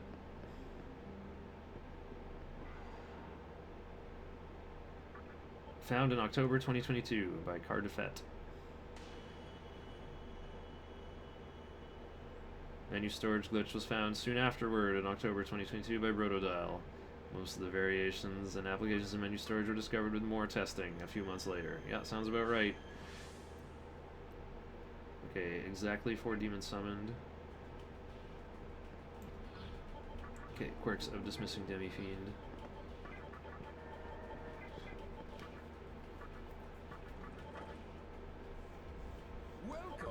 All of the Shady Broker demons. Rhydon, Dante, Black Frost, Uber Pixie. Yeah, it makes sense. All the stuff added in TDE, but all the stuff that was in Vanilla Nocturne doesn't go on your live party. That seems to make sense. Let's see. Okay, now we're getting in more fights. Bros, how's the trip going? No big deal. We got Oh yeah, when you load a menu when you load a menu and press circle to back out, it loads the title screen for some reason. Just, yeah. I guess that just thinks if just does like return, just like go to the next highest abstraction. Okay, here we go. Yeah, we were in a battle in Shibuya. Was that... I forget why. Brotodile said it's important to get in a battle. Oh, I think it's for this transparent menu storage, is how. I've been playing Persona 3 FES. It's hard F, man. My teammates are dummy. True? Oh, here we go. It's Preda and Morio, I think. Okay, do transparent menu storage. That's what I'm looking for. Okay, how to remove the pause menu's opacity. Perform menu storage in front of a door to the Cathedral of Shadows. Navigate to the pause menu in the config screen. Or navigate the pause menu to the config screen. Enter the Cathedral of Shadows. You need to navigate blindly, so walk forward straight ahead. Navigate to the Demon Compendium and view a demon's stats. The pause menu is now transparent. Try to navigate out of the Cathedral of Shadows without closing the pause menu. Yeah, the command menu that you open. The reason to enter the config before is because you need to hit B a couple times to escape the compendium so you don't easily close the pause menu. Right, the lag when loading config actually really helps with this. If you accidentally close the pause menu, it's not a huge deal. You can just stand in front of the cathedral door and try again from step 1. Fusing a demon or just viewing the result of a demon fusion also removes the pause menu's opacity. It's up to you if you think that's easier than going into the compendium. Here we're taking advantage of the fact that the demon view screen appears to use the same background layer graphic that the pause menu uses. When you exit the demon view screen, it removes that background layer, which also permanently removes it for the pause menu unless you unpause and repause again. Transparent menu storage can be very useful for some applications of menu storage, notably anything relating to navigating around the overworld while keeping the menu open. It's not generally necessary, though. Yeah, true. If you do load and suspend shenanigans right after activating menu storage, then there's no need for it to be transparent, and you can do battle things without transparent menu storage too, if going to a cathedral is too inconvenient. The battle menus and prompts like damage and effects are all layered above the pause menu. It's only the battle scene itself that will be blind to you. By the way, Metatron is hiding in that room, but we went through his room backwards, so he's not going to bug us. It's only if we like go through that door from the front, then we would have to challenge him. So here we go. We're doing early 5th Kalpa again. Where's the explanation for that again? Battle interruption to title screen. Activate transparent menu storage. Enter a battle. During a battle, go to the load save file screen, but instead of loading a save file, just back out. For some reason, the game will kick out to the title screen, but the menu storage is still activated, and all the battle graphics are still overlaid on the screen. If you load a save file from the title screen, you'll see all the models and graphics and the demons in your party, and the enemies' party are still present wherever you go in any room or in battle. In terms of practical use, this has the same effect as game over menu storage, and is also much quicker to do. You can enter a battle and repeat the interrupt the title screen and stack a bunch of party members and demon graphics on the screen. Yeah, this is more like the silly visual parts. Suspend anywhere, ladder suspending, Ifrit duping. Oh yeah, you can talk to the Cursed Hallway Ifrit multiple times and get more money, but I don't think we'll need to do that because we can just talk to Raido a bunch of times and get money that way. You can clone demons. Okay, yeah. Early 5th Kalpa. We need a save file at the beginning of the game in SMC. On a different save file, activate menu storage or transparent menu storage. Transparent menu storage will make this much easier. Slimes, Preda are there. We're in Dante's room backwards, but he's like, oh, wait. Turns off the lights, and then turns on the lights on the other side. Yep. 5th Kalpa at 1:38. Let's see, looks like I'm between Daisojo and Hellbiker in my Merciful TDE PB at that point. Okay, early 5th Kalpa. Go into a battle, or perform game over storage. Or battle interruption to title screen. From title screen, roll menu storage. Reload your save file at the beginning of Shinjuku Medical Center.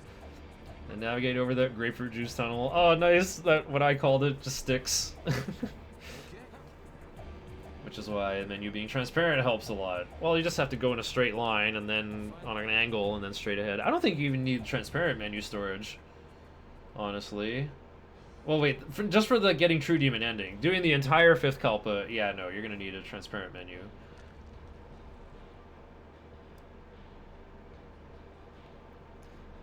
Oh, wait, I missed. He let Dante join his team here, right? Oh, yeah, These were the demons that were in... Oh yeah, there was his side. Momonofu, Kodama, Shikigami, Pixie.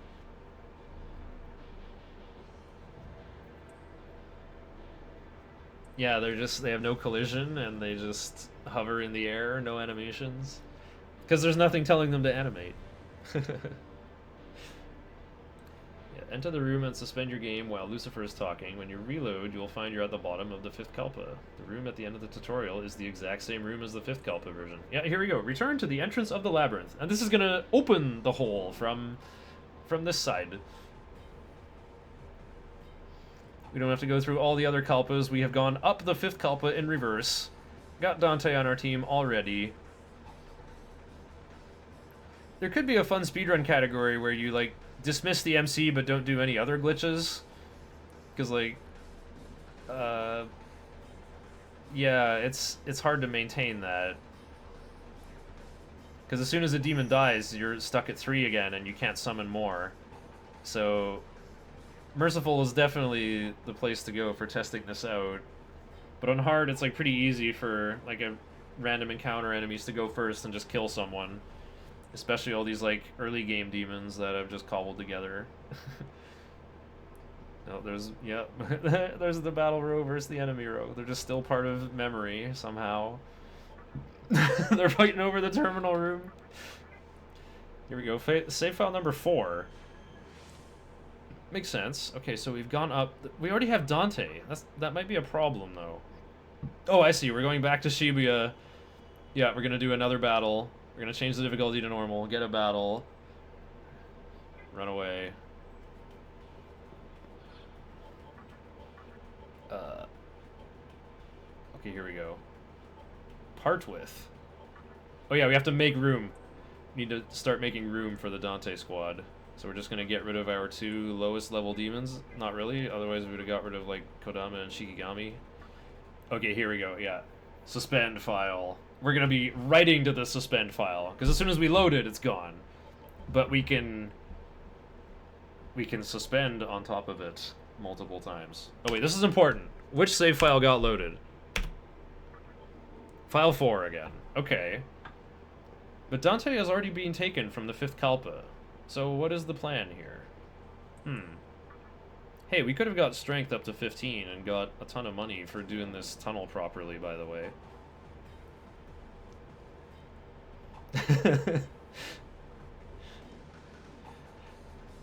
Dante might be that kind of homie. Maybe in this run, Dia can really change into repel ice.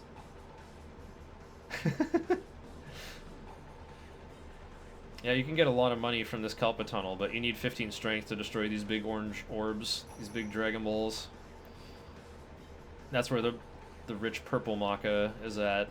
Actually, no, it's in some of the red ones in there, but there's another big one in this very last orange one there. Yeah, not enough strength, can't bust it. I admire the effort, though. Yeah, next split is called Dante Squad, because... that's what our main party is going to be. Okay, here we go. We've summoned some extra demons. Next time we go in the menu, the lights are dark. But, okay, yeah, we're still playing the game. Wait, so we just hit suspend, but then didn't actually suspend. No, wait, this looks like a do-over here. Okay, we're back to 4 demons. There we go. Yeah, open the config menu so we can mess around in the real world. Okay, here we go. We're currently in the Dante cutscene. Oh yeah, we did the menu storage thing. Or, what is it? Battle menu storage. So there we go. Yeah, we suspended while talking to Dante. The camera instructions have arrived, but in Shibuya. Okay, you're hired. Alright, let's talk business. Okay, suspend data has been created. Yeah, he already said you're hired. The coin flip is just to see how much Maka you pay, but in the game's code, Dante is already added to the team. And so now we have overwritten a state of Dante on our team, gaining another Dante, and that's been, like, written to our suspend save. I load warp file 2, which has never seen the Dante cutscene. Ah, that's right. The one we made at the beginning. It is very fortunate the Metatron room only activates if you enter from the normal side. You can walk right through when you're traveling the 5th Kalpa backwards. After you've gotten to the top, you can say no to Dante. Place your mantra or menorah of sovereignty in the room to legitimately unlock the fifth Kalpa. Proceed to duplicate Dante. Multiple Dantes if you like.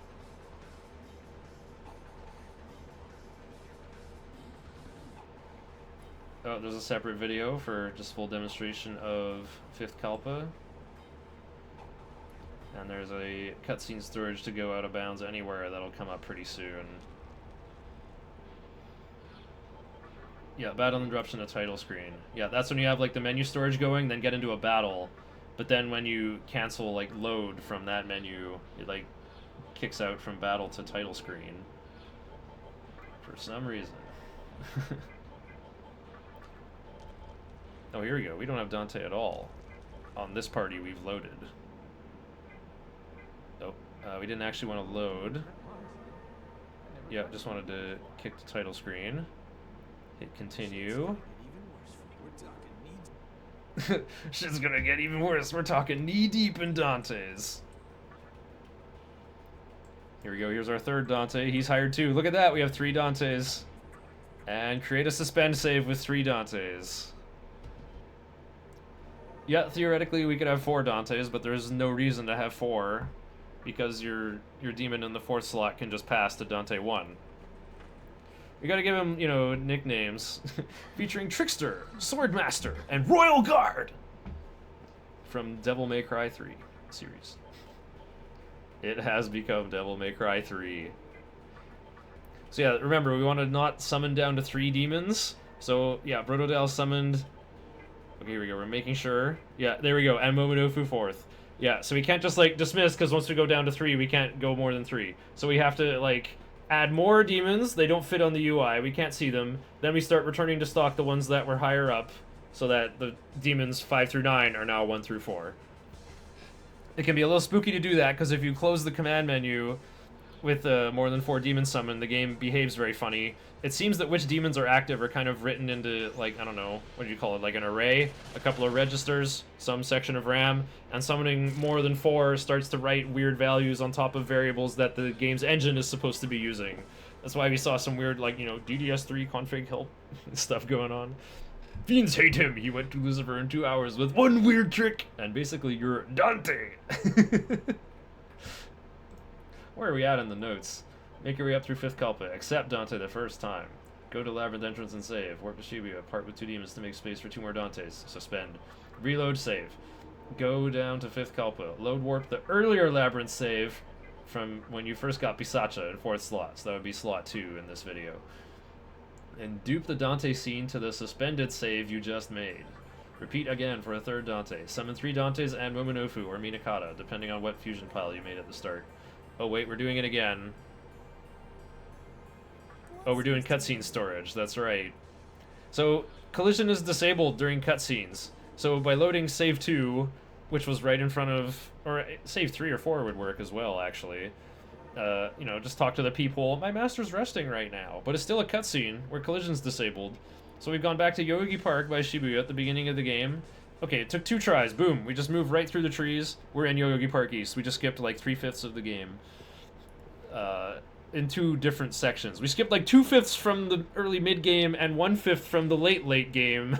We're skipped like 3/5 total, I guess. So we didn't even finish Assembly of Nilo. Like, you know, apparently Hikawa's ruling the very lawful organization in Ginza. Here we go. We just activated the Yoyogi Park terminal because we'll need it later. We're going outside? I forget why. Oh yeah, the screen's gonna be wavy forever because of the Labyrinth of Amala cutscene we were watching. Okay. We do have to beat Giri Makala, but we also need to walk to Asakusa in order to activate the Asakusa terminal. We've never been there. So yeah, we didn't finish the Assembly of Nilo dungeon. There's like 2 more bosses down there, actually. After that, what happens? Like, Gozutenu blows up in a laser, and then you, maybe see Hellbiker, and go to Kabukicho Prison, where there's another little boss, and then you walk through a dark tunnel like this one. It's not actually this one, but it's a, it's a dark rock tunnel. To end up in Asakusa. We're currently way later in the game.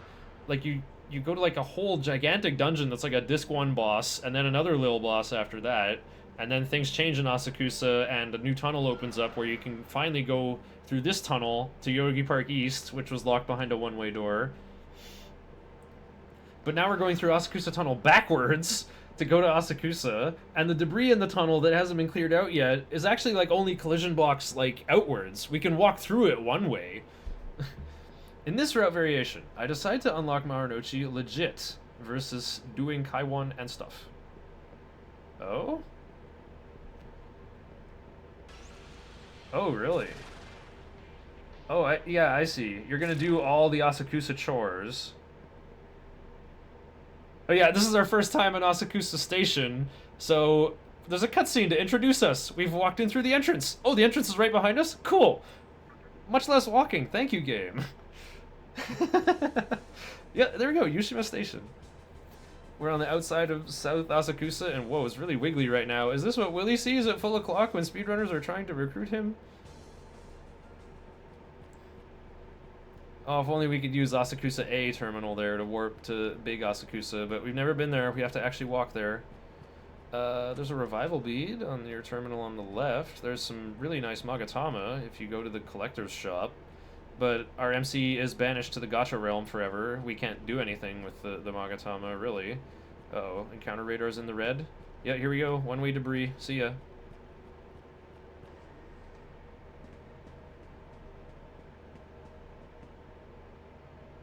I gotta try this run for myself to make sure it's legit. It's just I had to watch it first. That's technically my job. And again, welcome to Asakusa cutscene. We've appeared at the entrance instead of the alley we just walked from. Okay, here we go. Yeah, Hijiri's at the terminal. We did it! We found a terminal that's not being snooped on. This is apparently a plot point in Nocturne. Demi took the day off. Yeah, for real. Featuring Dante from the Devil May Cry series? Bro, I heard you got a third game coming out. Kaneko is designing your demon form? Let's have one awesome hurrah, Nocturne, Dante. You're finally the star. You're now the main character of Shin Megami Tensei Nocturne. By the meme magic of Keck. It's finally happened.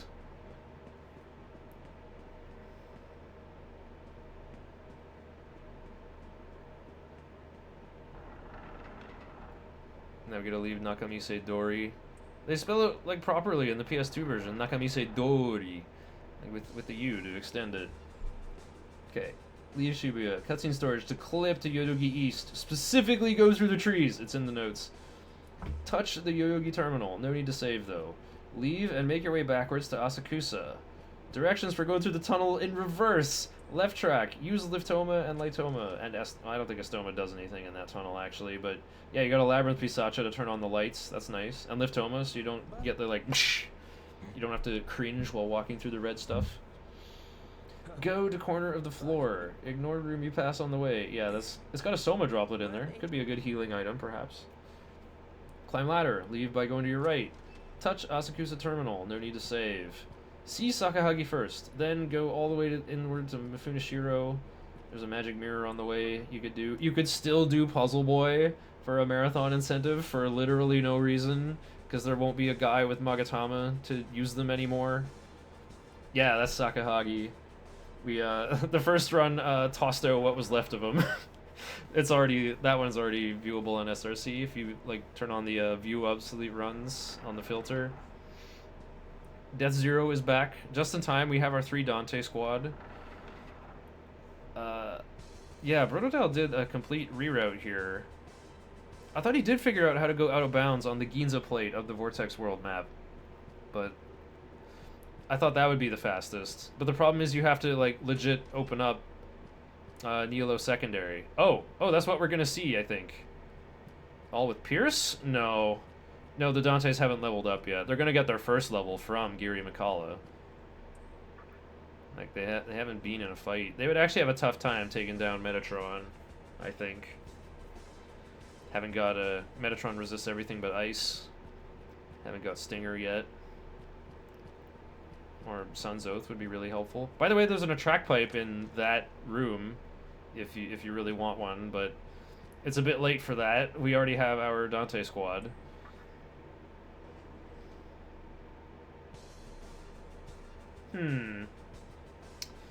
Yeah, thinking about this again, like you can start all the wackiness as soon as you dismiss MC and buy the broker Pisacha. It's just that without being able to get MC back, you really have to commit to whatever team you have. So it doesn't get much better than having 2 or 3 Dantes, though, in terms of minimal effort. How are they going to take down Gary? Yeah, it's Whirlwind. Whirlwind till you win. I think Whirlwind's got a quicker animation. Actually, wait, I can use W-split to at least time how long Whirlwind is. Can you do it with Rido, though? Yep, you can. And Rido gives you the money every time, I guess, if you continue the cutscene long enough to... You have to go down and pick the option on the bottom, though. Whirlwind is stronger because it's Force. That is also true, actually. Yeah. Fire and Force do equal damage. Elect does a little less. Ice does the least, because Freeze is a much more powerful status effect. Picture's worth 1,000 words, so why didn't I just show you? Wait, Hikawa, that guy I never stopped? He's gotten even more powerful? He controls this obelisk that's sucking in all the Magatsuhi from the Vortex world? Wait, what's Magatsuhi? Nobody explained it to me yet. But actually, though, Hikawa does explain it in his, his like Bond villain speech before you fight Osei at the bottom of the Assembly of Nihilo, but we didn't. Also, when you finish Assembly of Nihilo, like, it's sealed forever. Like, the terminal goes away. You can't warp back there anymore. You can't go recruit Copa. You will have to make Copa. Or Fornius. I wonder if you can find those demons in, like, the secondary tunnel that's supposed to get opened later. Well, it's been opened now. We did our Asakusa cutscene triggers. We did our chores. We did our homework, Mom. Okay, we're finally back to Yoyogi Park East to continue the plot as we know it, apparently. Wait. Okay, these are like unconnected points in the game. It's supposed to be, like, yeah, the cutscene we just saw with Hijiri, like, we never saw the building. It's on, trust me, it's on the Ginza world map, like outside of Ginza. That door's open now. We can go through a long tunnel and end up at Obelisk. Sorry, this finger's Obelisk. Really long dungeon with a Disc 1 boss, I would call it. Then you fight Spectre 2, a shorter mini-boss dungeon encounter place. And then you would be at this point of the game. We didn't do a bunch of this stuff in the middle that would actually take a long time, even on Merciful, just because it's a lot of walking. It's a lot of walking. We're kind of on like a Dragon Quest level of mobility here, but no boat, no airship, no bird, no turbo burbo. Okay, we're gonna have to go through the fairies maze. The fairies have gone crazy. Our teachers heard about this holy object of great importance, the Yahiro no Himorogi. All the demons are fighting over it. It has a ton of Magatsuhi in it. What's Magatsuhi? Don't worry about it. But it's plot MacGuffin. We're gonna... There's a powerful guy fighting over it. Our teacher can't get it, so she's asked us to help to go get it with our power instead. So this is actually a teleport maze. If you go the wrong way, then pixies will jump down from the overhead walkway and warp you backwards. Usually backwards. Oh boy. Everyone here has resist physical. And this is Merciful, so we can just retreat. And it's 100% success rate, even at full o'clock. Usually it's supposed to be harder to run away at full o'clock. I don't think I've ever failed to get away on Merciful difficulty. Admittedly, I haven't played Merciful very much. I would rather play on hard mode casually, and the Merciful speedruns are just kind of one and done level usually. They're usually pretty easy. This one though has some finesse to it with all the wacky glitches you're doing where you're actually playing Nocturne and manipulating a menu at the same time. Your mouse can help with the menu part, I guess, but the mouse also affects the camera in normal gameplay, so that will throw off what you think will happen when you're pressing W or forward on your controller. You can do both, actually. You can play mouse, keyboard, and controller. Like, either can affect You can like take over and switch from one to the other instantly. I've done it before when my PS3 controller on its very long cord becomes haunted. Some rando with blue hair and ice skates is hogging all the Magatsu. Oh yeah, they are in the same game, just not this one.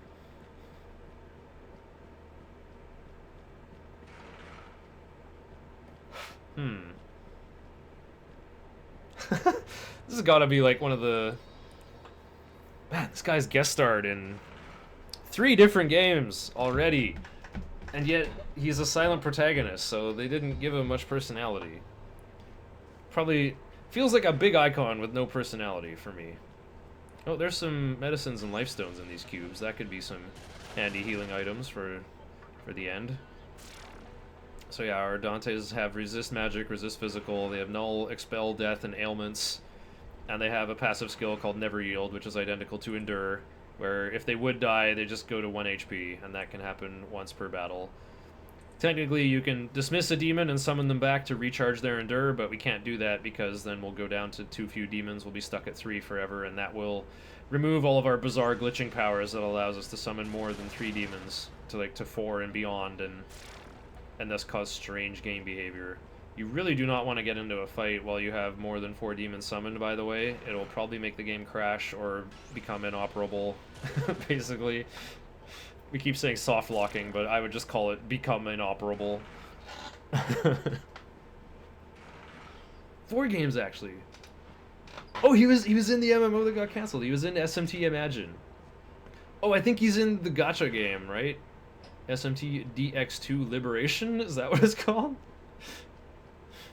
Alright, here we go. Our first real boss fight with our new team. It's gonna be Giri Makala. The problem here is, again, Momonofu is weak to ailments, so if Gary does Panic Voice and Momonofu panics, even on Merciful, I mean, it's less likely, you might just dodge it, it will be less likely to activate, it'll be more likely to recover from it from turn to turn, or like not lose his action, but there's a chance Momonofu could get scared and withdraw from the battle, and that would kill the run, or at least force us to load far back. Oh, so 5, I stand corrected. Haha. Smartphone borders, by the way. Well, this actually looks kind of nice with the little black border that Brotodile has provided. I love this little Mothman looking at the time. Where are we at? Okay, my Merciful TDE PB has not even killed Big Mizuchi yet, because I'm busy venturing into the Kalpas to buy Pisacha and then fusing a pile of guys, fusing like Matador and Aramitama and Aquans and Kelpie. Those are my 4 main demons. And Aquans doesn't fight. Aquans is just there for a stoma and future fusion material. The endgame party is Red Rider first, Dante second, Titania third, MC fourth, for actually doing damage to Lucifer. But how this is going to go ends up being much faster. Yeah, this guy does not like being debuffed. He'll always use Dekunda and a random Kaja, but it's Merciful, we just dodge. Momonofu's got resist physical, so he probably won't die. I think Provoke makes you take double damage. I don't know if this is worth it. It may really just be better to do 4 whirlwinds every turn. It's like 2 of these, that adds up to like 1300 damage. I think this guy is 3000 HP. He's got repel physical though, we have to use our magic. Yeah, it lowers defense by 2 levels. So I think at like -4 defense stacks, you're taking double damage from things. I think that's how it works. Anyway, this guy appears as follow-up, the Summoner.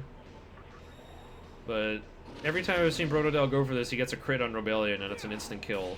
Oh, he's just going attack, pass, attack. Yeah, sounds like better. If Rebellion doesn't crit, you're gonna have to sit through a little more animation anyway. Oh, Pisacha with Watchful. Gets 50% experience. Let's get rid of Watchful so we don't get interrupted by this thing again. Gary didn't Dekunda that last turn. That's a thing that can happen with Provoke. Huh. Is that real?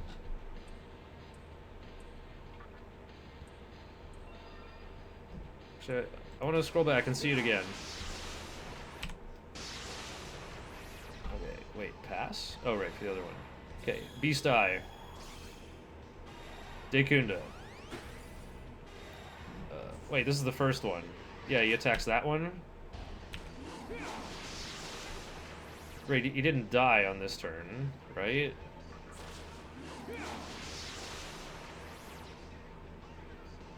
Let's see. Oh, he just goes straight for Panic Voice. Huh. I guess there's a chance it sticks.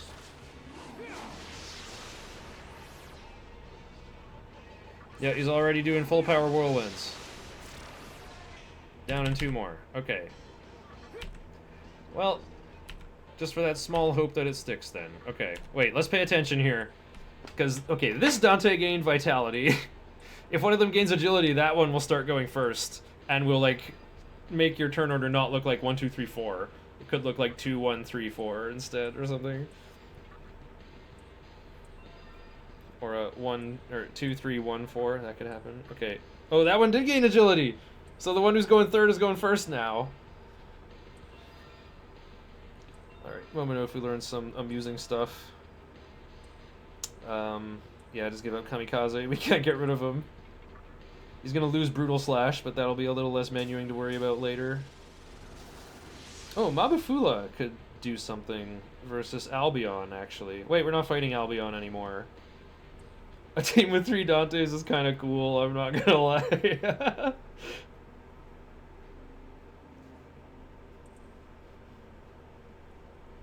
There we go, Gary split.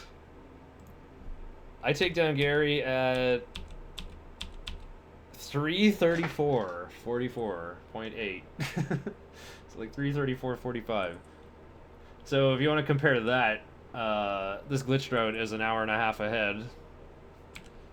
I haven't done as much progress. Like, you know, he didn't even kill Hellbiker, but he already is a true demon. He doesn't even have to kill the fiends.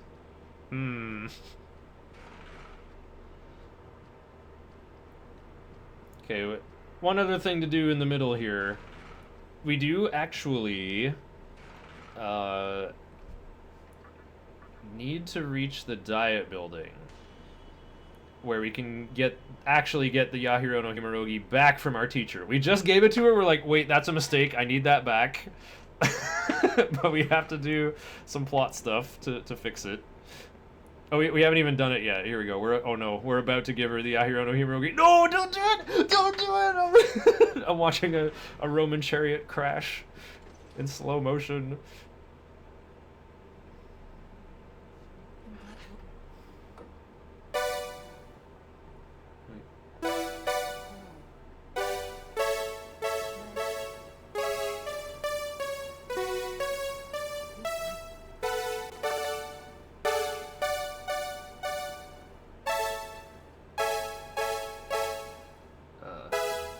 That's not the next chord. Whoa.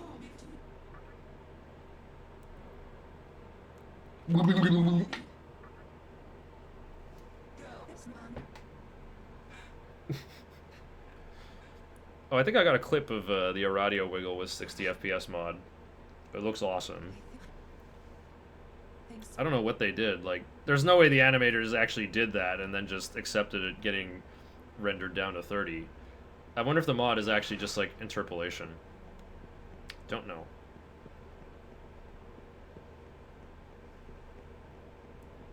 Hey, Copa has appeared. I always forget about that scene. How is it forgettable? I don't think so. It's a game like asking me like what my capital R reason is gonna be, what my new world I wish to create will be based on. And Aradia challenges me like, do you want it to be freedom? Can you handle that? Can you handle being the scapegoat for why was I given freedom? Not like it makes. Okay, well, yeah, 208, I still haven't killed Big Mizuchi yet. We're waiting. What's our notes at? How to get through Pyrojack's maze, Titania's maze, High Pixie's 8-way maze. 5 rows of 3 doors. Middle, middle, middle, left, left. Yeah, that was the way through. You can also go right, right, left, left, if you can handle the Pixie cutscene. Provoke, provoke, whirlwind, whirlwind, repeat. He'll probably dick you into every turn, but it's possible he won't. Pray he doesn't kill or panic 4th demon. See, this is why I want to do Aramitama as the 4th. Starts with Tarakaja and has null ailments. And is level 25, so that's great starting HP.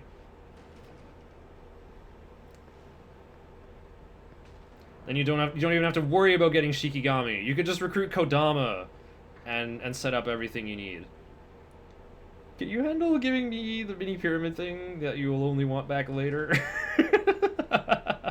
Yeah, it just looks super intimidating, like, hey, I need that back, and she's like, you sure you want it back?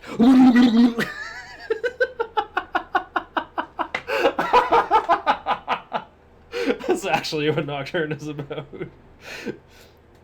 Can you stand up to your teacher? Can I have that back? Alright. Yeah. What does she say again? Can you suffer the humiliation, the torment?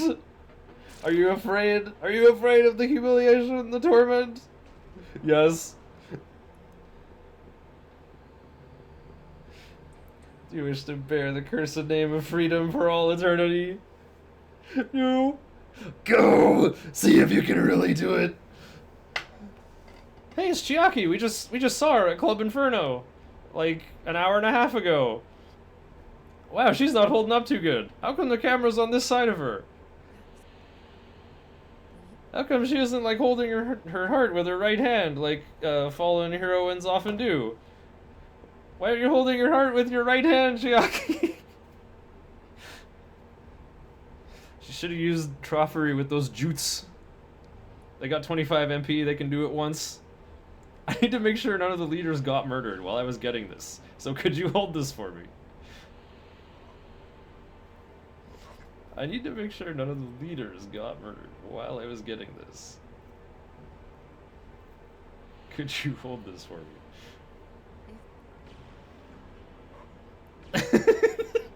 Wait, yeah, that's the actual interpretation. Is like, it's like, hey, I have to go to the Amala Temple, but there's these really obnoxious bosses I need Tetrakarn for, and they might kill me. So can you just hold this for a bit? I'm gonna need it later. I'm gonna skip the Amala Temple bosses and then go out of bounds in the Diet Building and come get it right back. Just please hold it for like 1 hour. 1 hour, that's all I need. And then we'll see how that goes. Can you bear the humiliations and walk of shame of walking 200 miles to get back an item you are about to give to me right now?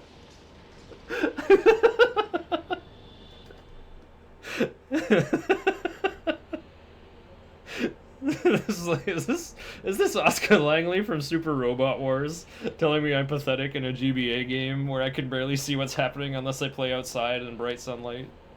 Oh. That's why I like Final Fantasy Legends so much. It's because I played it outside and like on vacation in like nice summery weather. Today was, actually not that nice.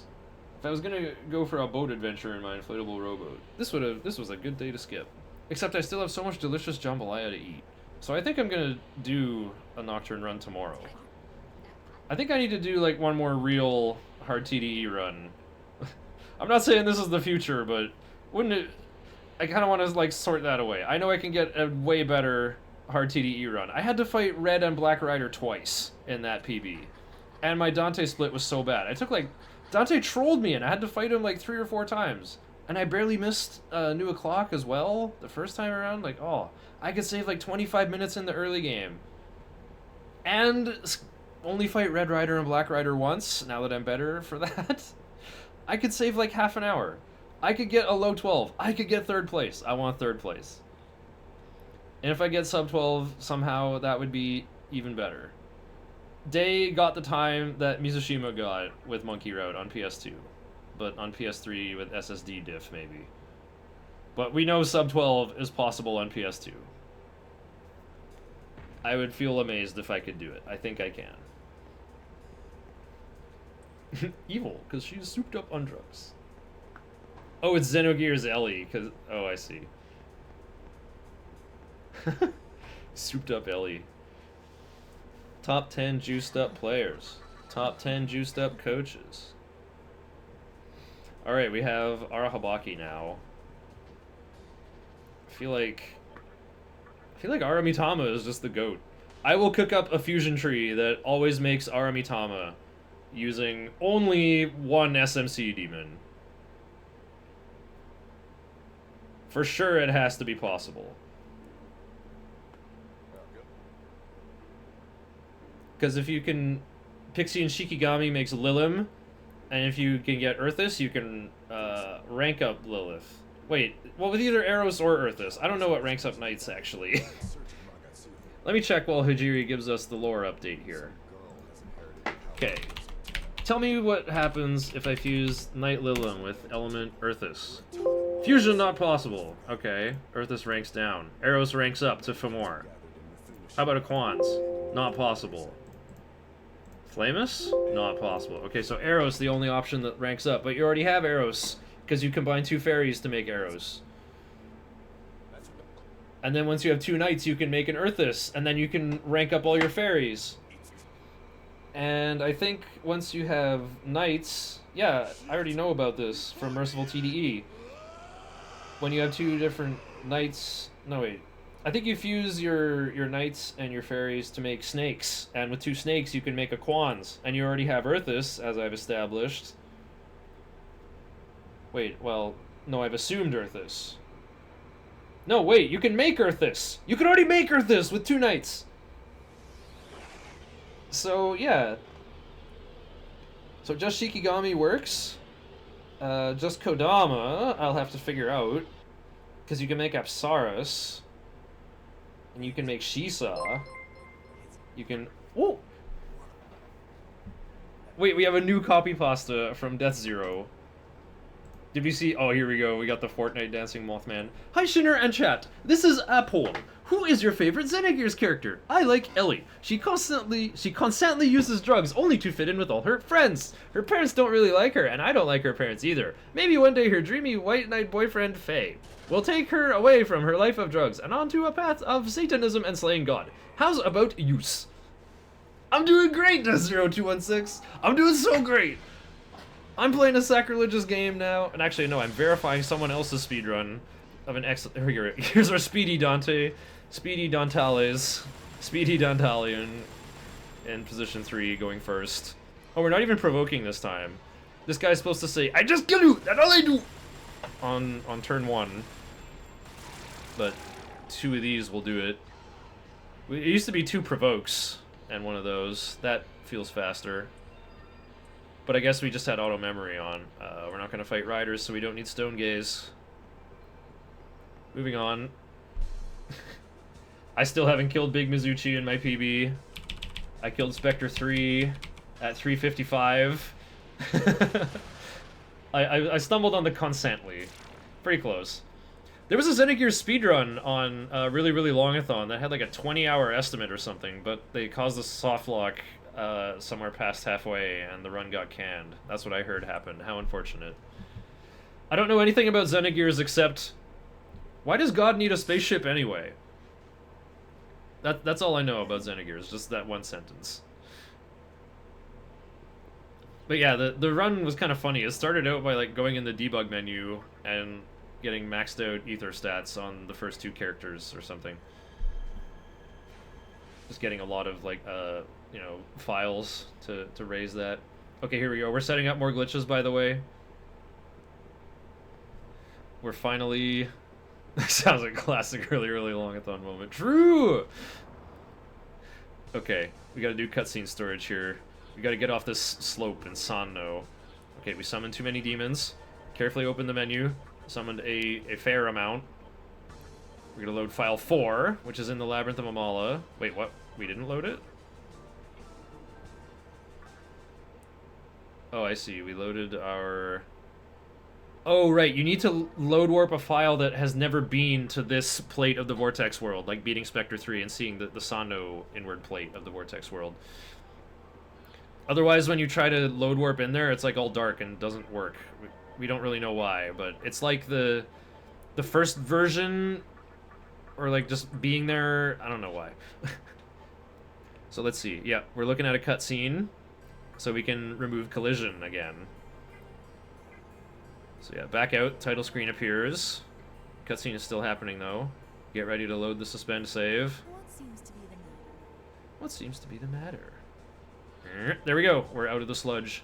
My master is resting right now. I want you to know that suspend data has been created, you. I love like the double text boxes there. Unless they're maybe doing 100%. I think it was either 100% or some sort of restriction. I don't know the game well enough for what it was. Oh, this is our wrong team here. We only have one Dante. Oh, because we loaded. Yeah, that's File 4's team. Here we go. Now we loaded File 5. We got our triple Dante squad again. There we go. We didn't do any Amala Temple bosses. We did not go through the very long and confusing Yurakucho tunnel.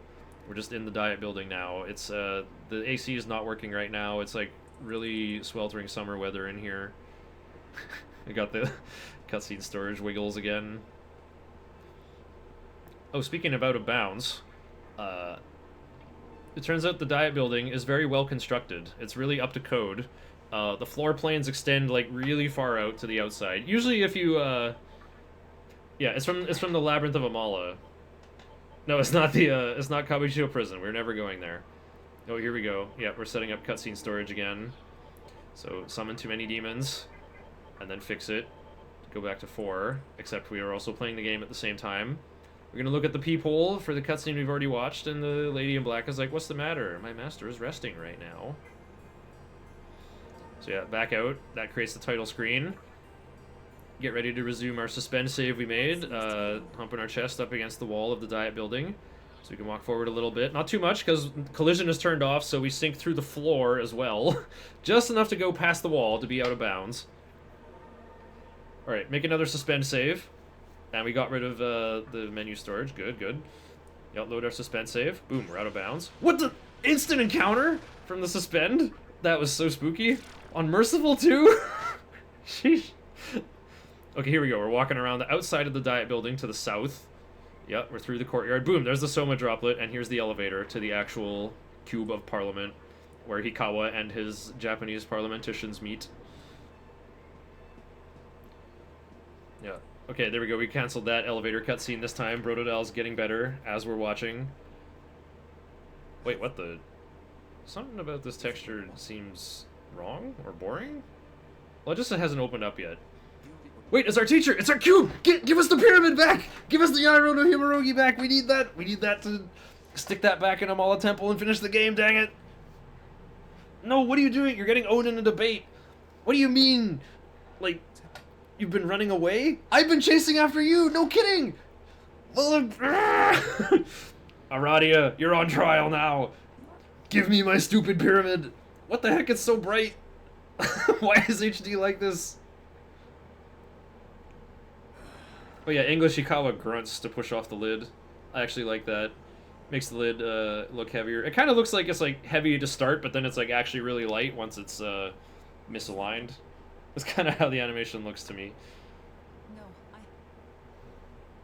Needed more like elbow bend, you know, like the. She beelined it straight here. No, we took the most direct route to get our prize back. Okay, for context, this is after Mithra. Right, I already beat Metatron, then I start doing the diet building and feeding their boss's experience to Dante. So after I beat Mithra, I'm doing this cutscene.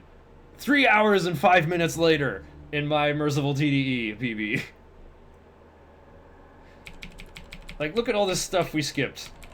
So yeah, after Giri Mikala, I fight a fiend, then Spectre 3, who... Wait, we didn't even do that. Oh wait, no, we had to. Yeah, so we had the Chiaki cutscene, able to fight Spectre 3. Then Skadi, Albion, and Ashiel are the 3 bosses of the Amala Temple. Then we have to do a whole side plot, like the angels show up and like, we can invade Mifunashiro and take their Magatsuki next. And then we have to fight the Seraphs for Fudomimi. And then we have to go through Trumpeter at the start of the big tunnel to go to the diet building. But wait, I don't even go there. I do all the Labyrinth of Amala side content in order from there. Because Trumpeter's the last fiend.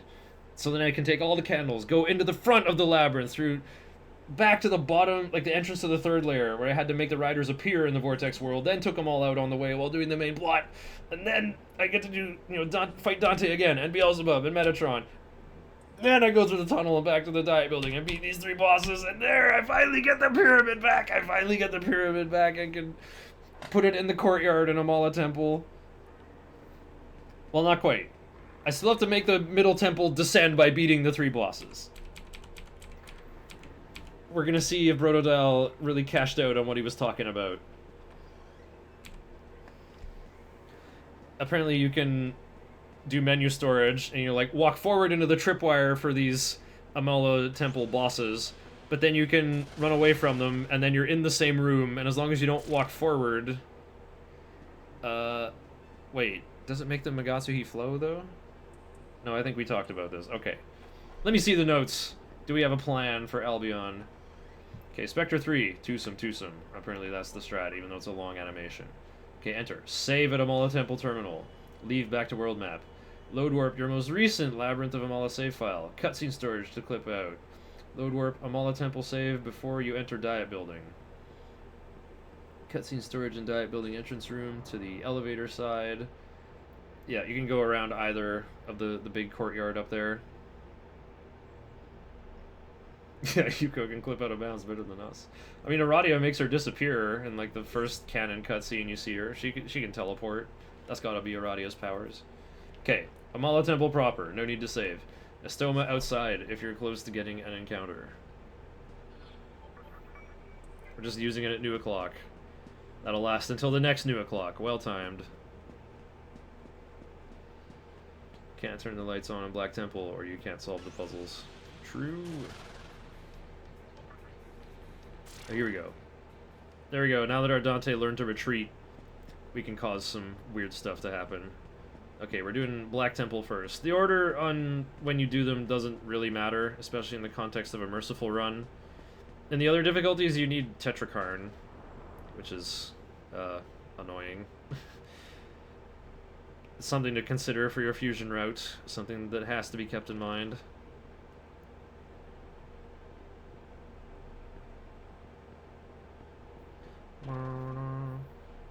Hard would probably skip Amala Temple bosses, but I fight them because they aren't long and Merciful. You need to backtrack to a small terminal if you escape.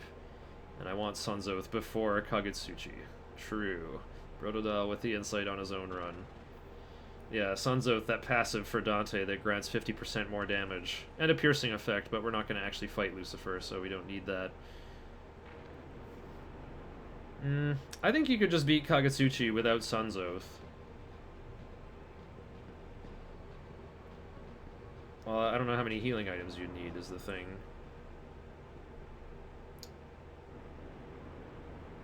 Right. Right, skipping Asha would be good, because, like, the S-terminal is right behind you. Scotty, I would have to see how easy it is to get back to the C-terminal. And Albion... I don't know, I'd have to see how easy it is to get back to, like, the D-terminal. Or just, like, wherever the exit is. Oh, nice crit Rebellion. Attack from Arahabaki with that bonus press turn. It's probably possible, just slower.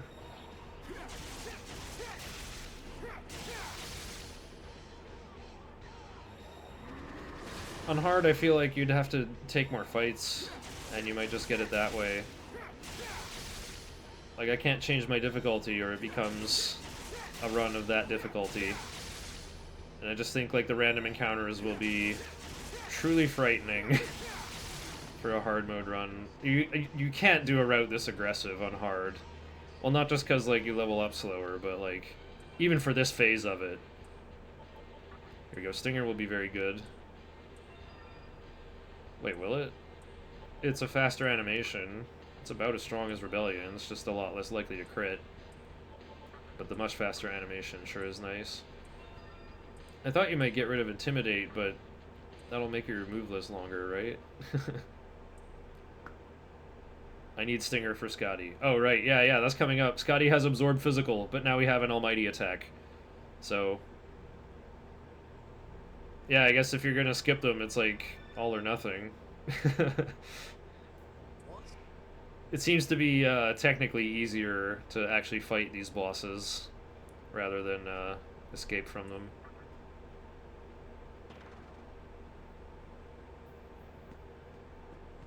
Hang on. Okay. Yeah, you'll have to teach me how to bring back the MC without beck and call, I think. Because maybe we could like load warp an earlier party where the MC is active, but then you'll lose your Dante squad in the process. Like just being able to like zip around and unlock other areas sounds great.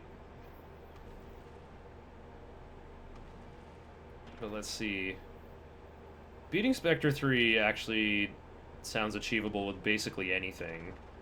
Because you could just like turtle up and let them all blow up for the worst case Ontario, and you get 20,000 experience for that. So even without MC, that would be a nice chunk of experience for, say, Incubus to learn Life Drain.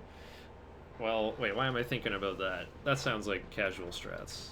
We're not actually gonna fight stuff. If you load a save file while menu storage is up, you load all the contents of the save file but keep your location.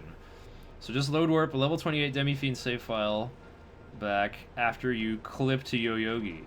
Oh, okay. I see what you mean. I could take a snapshot of my team from before I buy Labyrinth Pisacha, and now I have my Muscle Wizard MC with Tornado and Force Boost and a good magic stat and decent Vit.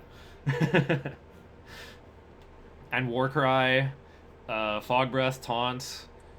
I could learn, if I keep going, I could learn Void Elect and stuff. Wait, never mind. That's less important. I can learn Pierce and switch to using Chaos Blade. We figured out we can go out of bounds to get Murakumo without fighting Ongyoki. Learn Void Mind too. Yeah, like learn a bunch of Void status passives. I think we could make we still need life gain from Kamarogi. Well, we can afford that with multiple Raido bucks. Here we go. We're gonna fight Albion. He's like Culex. He's got these elemental crystals that help him. If you kill the main guy, the crystals will revive him. And if you kill all 4 of his minions, he revives all 4. Okay, looks like we're doing twosome time. These Zoas have about 1300 HP.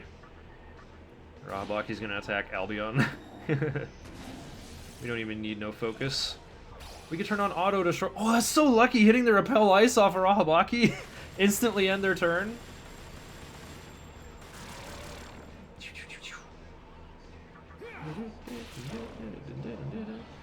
Nice Kaishin from Dante. Rebellion would have been a longer animation. Rahabaki has leveled up twice. Hey, Drain Attack is kind of funny. You should learn Drain Attack over Seduce. Uh-oh. I gotta take a bio break, but we're not gonna miss much but cutscenes. Or, no, we're just gonna miss walking to Scotty, and I already know what that looks like. Chat, let me know if you cheese.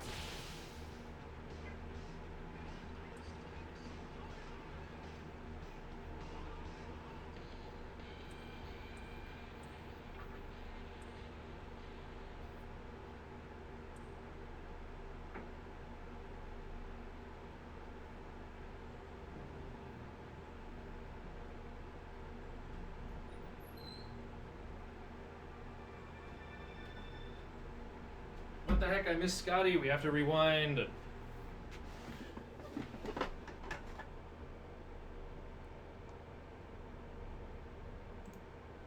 Looks like about here. Yeah.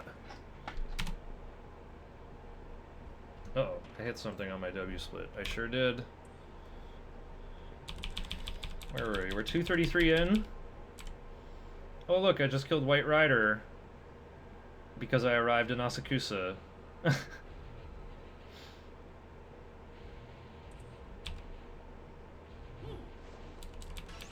here's my Scotty split. 4 hours in. This run is shorter than 4 hours, remember? It's 3:14:26. So yeah, I think it's 2 provokes and 2 stingers. Works pretty good. Okay, Albion. Provoke, provoke. Twosome time. Attack Albion with whoever your 4th demon is. And then twosome attack. Yep. Directions through Red Temple. Forward and loop right to the light. Straight, right, right, straight, right, right. Clear evil. Right times 3. Left, right, right. Straight into Red Beat. Scotty. Provoke, provoke. Stinger, stinger. Repeat. Watch for Dekunda.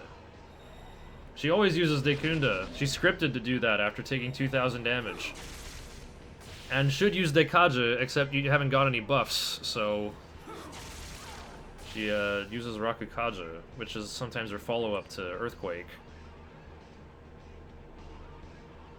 Scotty kind of a weak boss, because she has Absorb Physical, so... Lower HP, and likes to buff herself too, so... That fight was the hardest one, I think, other than Beelzebub, of my... I did a playthrough where I just dismissed MC at level 28, and couldn't do anything to get him back.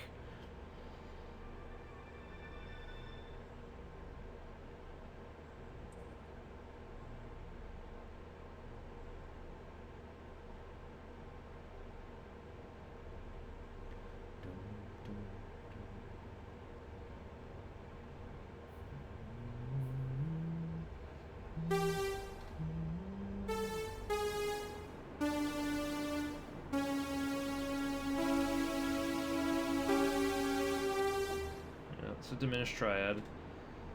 Oh, I love this. We did it. We've finally brought down the Central Temple.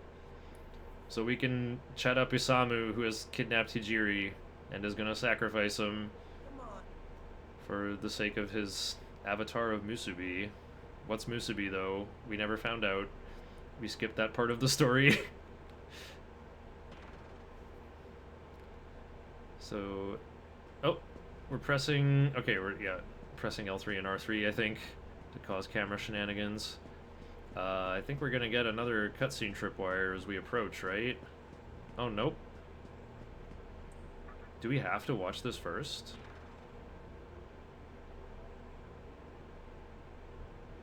Hold on. Yeah, spam Musubi. I had one. It's amazing. Hang on, Brotodile. I'm thinking of something. What if instead of just blundering into the Central Temple as fast as possible, we hang a left and walk over that tripwire where Kagetsuchi is like, the time has come. If it is your will, stick the thingy in there. Does that, like, overwrite this plot trigger? Oh, wait, you have either option here. You could force Musubi ending by doing this cutscene. Right? Because if you're like, what are you doing? Wait, did he pick the top option or the bottom option? Keep watching and your question may be answered. No, usually you did it the other way around in the last run. Like, we watched this cutscene, and then the angels were like, oh, good. But then we went back in to the Central Temple, and then on the way out, Kagetsuchi's cutscene was there. But I'm wondering, like, does watching Kagetsuchi's cutscene prep having the... Yahiro no Himorogi. I thought that was like an actual trigger to set up the next thing. Oh, by the way, this one.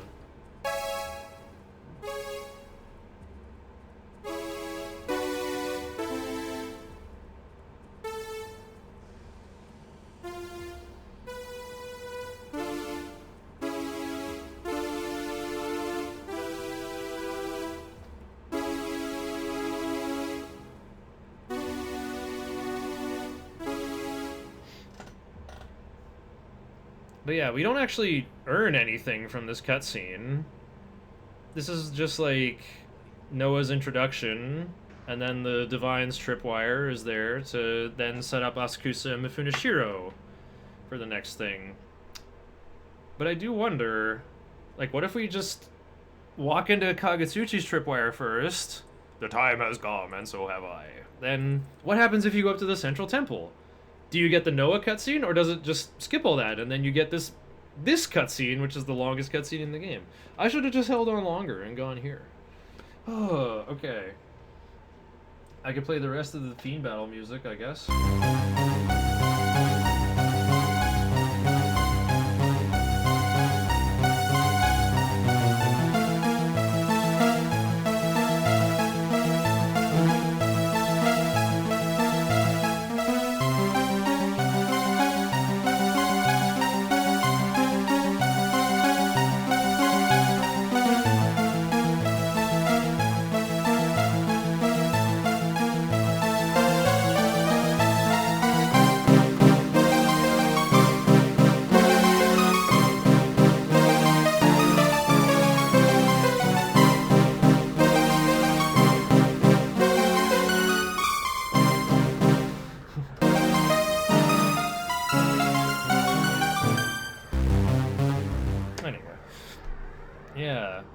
Possible? The Kagetsuchi cutscene isn't needed to play the Yahiro cutscene, so I think they're unrelated. Why are my Nocturne covers so accurate? I'm just really good at that one. Hang on.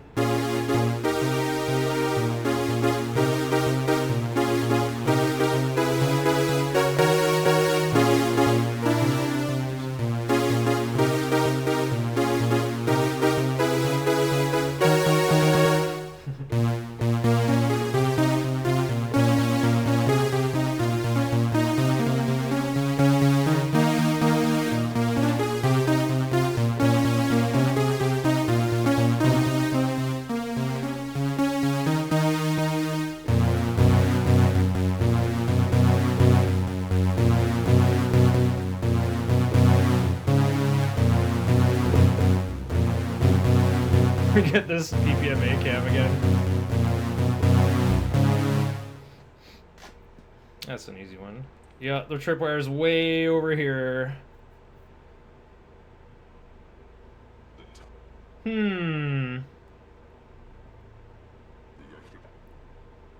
Wait, did you get to learn Stinger before Albion?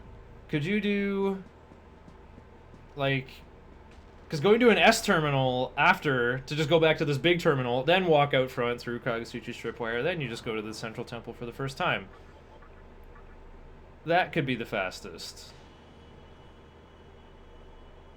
So yeah, I guess you could go Albion, Skadi, Ashiel. And then instead of teleporting to the entrance of Black Temple, you go behind you into the S terminal and then back to the big terminal.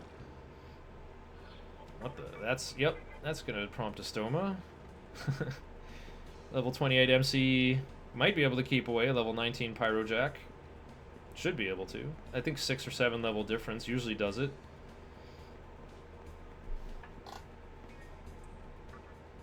Watch both Amala Temple cutscenes. Warp to Ginza, Estoma. Walk over to Marunouchi entrance. Straight to elevator. Left straight at the bottom of elevator to door to proceed. These notes are fairly accurate. The glossary of how to do all the glitches is a separate file. Actually, I should just post the links in chat here. So that's the route, and this is the glitch glossary. There we go. Should have said like route in the first post.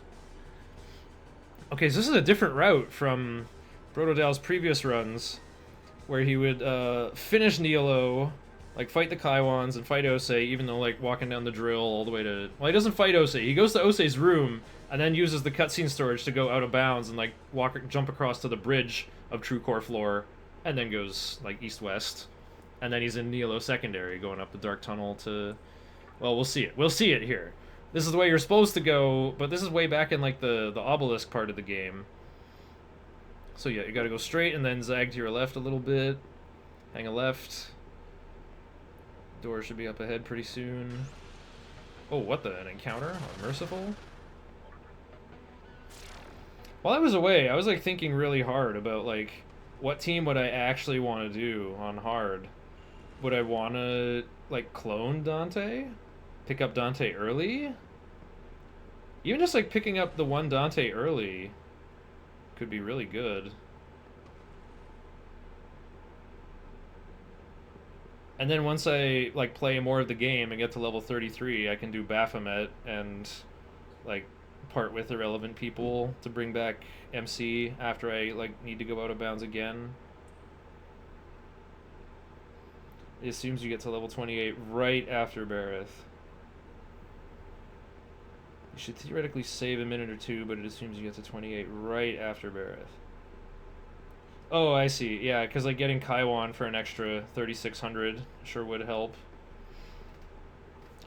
Would you say you actually do it reactively then? Like if you didn't get the right thing in recruiting in the first area in SMC, would you just like flex to to the other route? Like either finish Nihilo, go out of bounds to get to Nihilo secondary, or this do cutscenes in Asakusa to open the front door of Nihilo secondary and just like actually walk all the way to Chiyoda. Oh, stupid sigil. So hard to walk the right way on it. Oh, full o'clock. Is it hard to get away at full o'clock? Oh, Repel Ice comes in clutch again! Oh, that's so good! Super behind on XP after Bareth. You could go the other way. I see.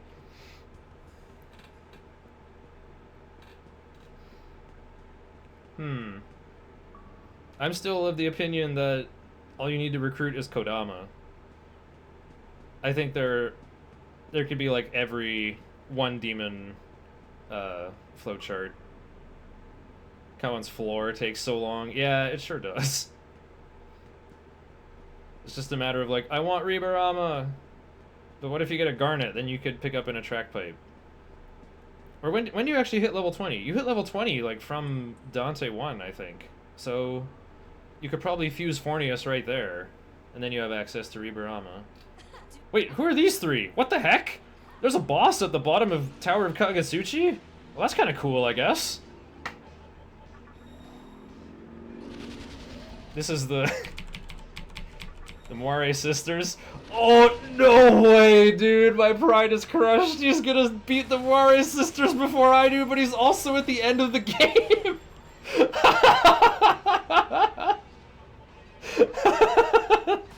These glitches are so good.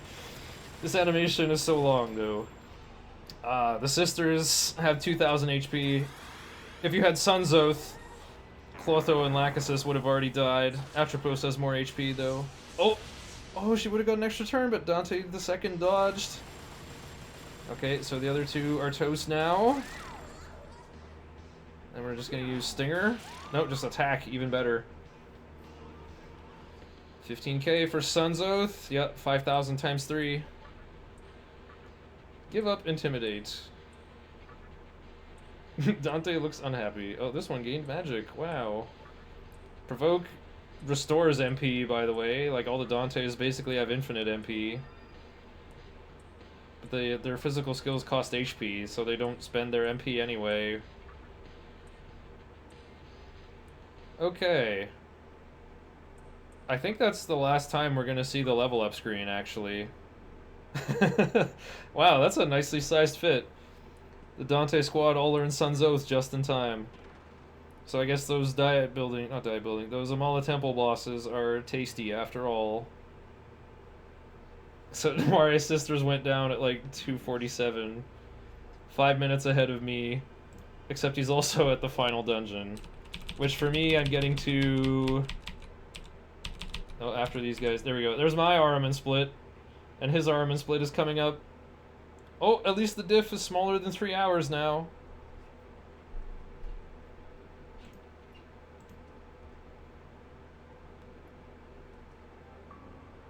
Load anywhere or load warp. Loading the game while in menu storage behaves differently than loading the game normally would. That's true. If you load the game in menu storage, then the game will keep Demi-Fiend's physical location but will load in all other data of the save file you load. This effectively means you can warp one save file into the location of another save file. This has a few interesting applications. Warping a save file earlier in the game to the place of a save file later in the game, skipping as many plot triggers as you like. You can load a level 1 Shinjuku Medical Center save file to the top of Tower of Kagetsuchi. Warping a save file into locations that are no longer accessible, such as the Amala tunnel segments. Oh yeah, Amala networks. Or the beginning of the game pre-conception. See below, game over menu storage. Warping a non-Rido, non-Dante vanilla playthrough of Nocturne into the Amala Labyrinth. This allows a vanilla playthrough to recruit Rido, or to see other Amala things it shouldn't be able to experience. Warping a playthrough into any dialogue event that is no longer accessible. This includes, for example, the second Culpa Ifrit who gives 250,000 Maka the first time you talk to him. Yeah, I did a short tutorial, like 7 minutes long, about how to do that. You have to, like, kind of time it well, though. Now I'm thinking it's, like, not worth the trouble. If I could just, like, talk to Rido over and over, that's a lot safer. Duping chests. To do this, you get new menus. You get menu storage and press A on the chest using the save file that hasn't opened it, and then load another save file during the first dialogue that appears. There is a chest. Would you like to open it? It's not clear where this would actually be particularly useful given the setup involved. Note that duping Magatamas or key items doesn't appear to do anything. Warping a save file into a boss fight that it's already defeated may be useful in a speedrun to grind EXP, or a particular boss that's quick to kill and near a save point. Like, you know, Black Frost, Giri Makala. Because everything except physical location is loaded, load warping also notably resets the encounter rate. Load warps can therefore be chained together while traveling to continually avoid random battles. You would simply keep loading a save that has 4 or more demons whenever the encounter radar turns red. Kagetsuchi cycle is also changed to the spot it was when the save file was saved, which may have uses for mystical chest or bright might dark might setups. Oh, true? Trying to load a save file during any sort of complex cutscene tends to softlock the game. However, going to the load save file screen and backing out from the load save file screen during a complex cutscene enables cutscene storage instead. Yeah, we kind of talked about that.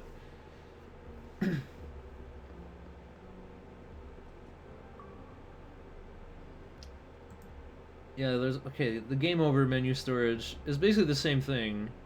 It's battle interruption to title screen. That was where we would get into a battle and then, like, press cancel to close, like, the command menu that was stored, but then it just becomes a title screen instead. For some reason. Okay, so game over menu storage. You can also set up similar things by getting a game over during, transparent menu storage. Well, I can do it with regular menu storage, but then you can't see where you are. Okay, enter a battle, then game over. You will find yourself on the title screen with menu storage still activated. You can then start a new game or load into another save file from the title screen. This effectively allows you to activate menu storage on a save file that doesn't otherwise have the ability to activate menu storage. For example, because it does not have enough demons or doesn't have a demon with beckon call. In theory, you could suspend a save file near a boss, load in another save file, activate game over menu storage or battle title screen storage, reload the suspend save file from the title screen so that you don't easily use menu storage during the boss battle. Unfortunately, for some reason, game over menu storage doesn't let you use items or skills from the pause menu, so you lose a lot of the use. You can still dismiss demons from the pause menu, so this works to help enable cloning, but the clones will be more fragile since you can't heal them from the pause menu. Game over menu storage does still let you load and suspend in any place. It is interesting to activate game over menu storage and start a new game. You'll see that the main character's default name in the menu before giving him a name is Shujin Ko. Shujin Ko. Huh. Reading the katakana there. You can also use this to load any save file into the preconception world, but there won't really be anything to do. All the preconception events you saw for the first time will still have been seen. Oh, you can't get more somas from the mysterious drink machine? Going to the roof of the hospital will reactivate the conception cutscene and then place you in the Vortex World Shinjuku Medical Center at the end as it normally would. This SMC and everything else is the same as it was in the save file you loaded from at that point.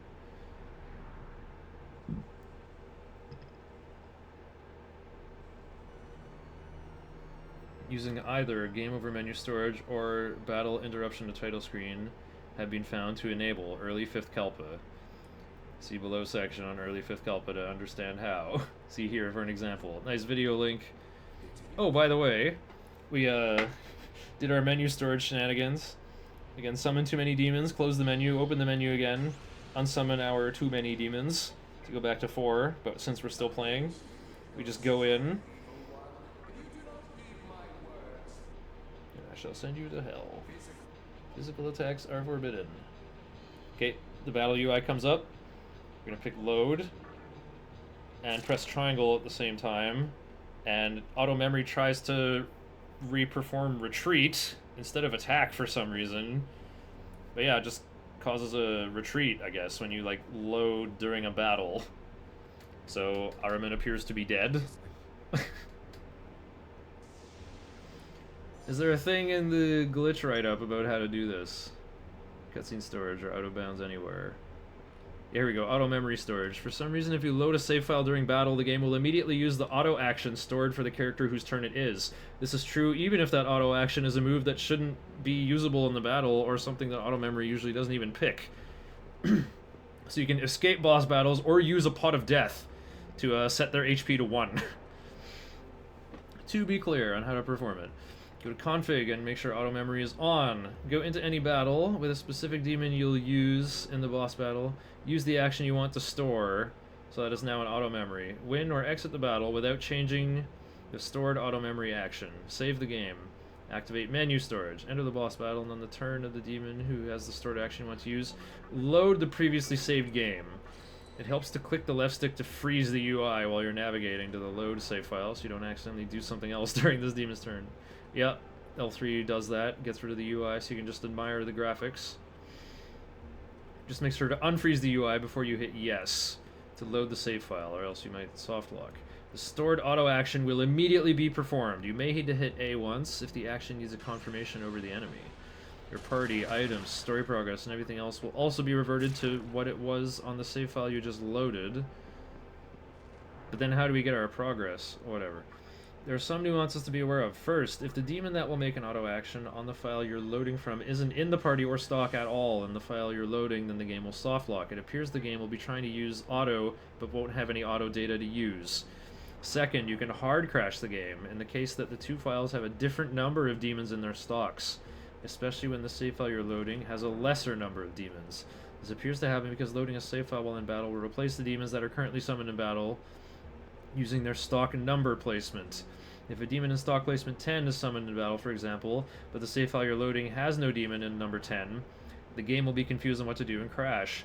The escape action, Troffery, and Smoke Balls are all functionally identical for this, except that the escape action won't work on boss battles on hard mode. Wait, really? Oh, it'll try to retreat, but then it'll be like, boink! You can't escape! So on hard mode, you need to either use Troffery or Smoke Balls to escape from bosses. Okay, that's easy to set up. Not all boss battles have been tested, but more often than not, escaping usually isn't helpful. There's a smoke ball right beside Matador, so I can get one that way.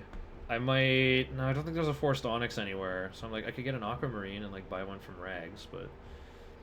Now, we already know that like, Emerald is pretty much assured. I'm gonna have to play hard mode normally, so I'll get corals from the Asura grinding.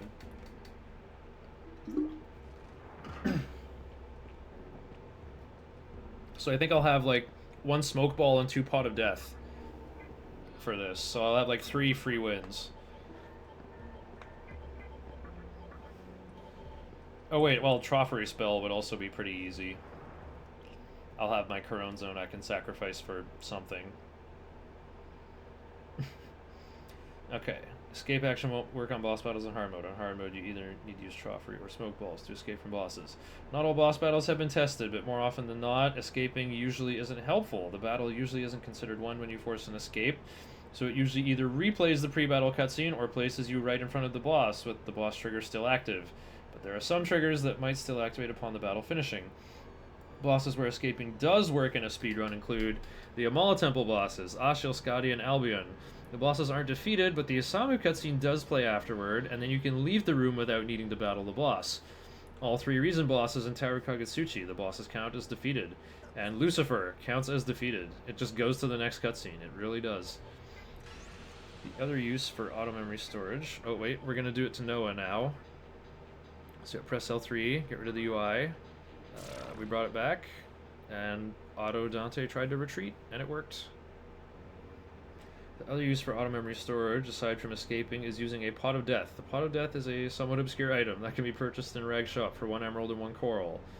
It acts as the boss only moves Soul Niger and sets all enemies' HP to 1. Normally the item is simply grayed out in boss battles like a smoke ball would be, or Trophery as well. If the boss has multiple phases, the Pot of Death will only be useful to finish off the phase you're in. Yeah, like Ariman or Noah. That would work just fine on Ball Avatar though. Kagetsuchi as well. Pot of Death will only be useful to finish off the phase you're in. Using a Pot of Death at the beginning of the Kagetsuchi fight would get you straight to phase 2, but then phase 2 it has like its new HP bar. Unlike escaping, Pot of Death could be useful for almost every boss battle. You would be limited only by the number of Pot of Death you can gather, which should be 2. Well, that's if you get Big Mizuchi's treasures. But you would if you're just doing like the hard route up to that point. Loading a save file ends menu storage. Right, if you perform auto memory storage on Lucifer, it means you can't use auto memory storage on Kagetsuchi because loading a save file ends menu storage, and there would be no way to re-enable menu storage between the 2 fights. You can still use menu storage to clone and use items from the menu during the Kagetsuchi boss fight to make it easier before you get to Lucifer, though. Oh, I see. I could, like, clone the Dante that I raise up. That's true. Notably, you can use a stored item action even if the save file you're loading from doesn't have any of that item, which is to say a stored Pot of Death will still activate even if you don't have any Pot of Deaths. However, extending Pot of Deaths like this comes with the caveat that when you load a save file in battle, you are loading everything about it. Its demons, items, story progress, etc. Therefore, you can't just have a Pot of Death save file you load from for every boss, or else you might be rewinding parts of your story progress and EXP progress. This could still be useful, though, for situations where the progress of beating the boss isn't as important as physically getting past the boss is. I'll talk about that more later. We're going to skip Thor 2. So here we go. Summon too many demons. We're going to use the key items menu, because, you know, no matter what buttons we press, we'll be fine. So listen carefully. You can hear steps. Oh, here we go. The lights went off. The music. Thor 2 has appeared. Suspend data has been created. I guess as soon as he starts talking, he presses the button again. Continue our suspend save, and we should be standing in the middle of this room well past the tripwire for Thor 2 appearing. There we go. Just go up the right and start getting through the teleport maze. Okay. Just an example, if you use the Pot of Death, saved at the beginning of the diet building, loaded that one save file over and over for each diet building boss. Each boss you load it in would erase the progress of defeating the earlier diet building bosses, but you would also be physically past their hallways and wouldn't need the game to remember that you beat them for anything anyway. The biggest thing you lose might just be experience. You could also stretch one Pot of Death into multiple boss battles if you save between the boss battles and make sure nothing overwrites the Pot of Death in auto memory until your next boss battle. For that reason, it might be ideal if the boss battles are close together when you do this. Oh, there's a video of Pot of Death on Kagetsuchi. How much damage does this do? I'll watch it muted on the other monitor. What, it's just Ongyoki and Raido?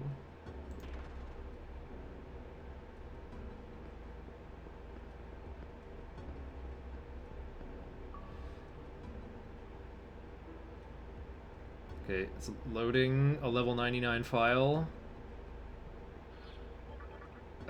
Funny graphics. Some nothing. Oh! It must have worked. Just can't see the damage being done. And then boom, there's a phase 2 Kagetsuchi in front of us. Huh. Okay, that's still pretty important for hard mode, I think. Pot of Death Kagetsuchi makes more sense with audio. Oh, okay. I thought, well, in the runs we could see damage numbers through the menu storage. But not that time? I wonder why. I guess items are disappointing for it.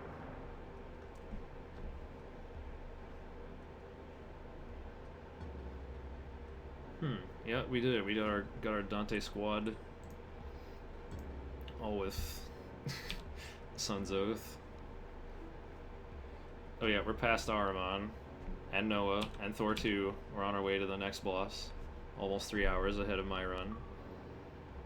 I think auto memory storage black screens you, but the phase push fixed the lights. Yep. That seems to be what happened. I mean, like, phase 1 Kagetsuchi is so free. Like, you could actually handle it with, like, a level 28 party. Just like Warcry and Rakukaja, just everyone takes 200 from Vast Light. Okay, whatever. And then Pot of Death for the other part, and that's your any percent run done with.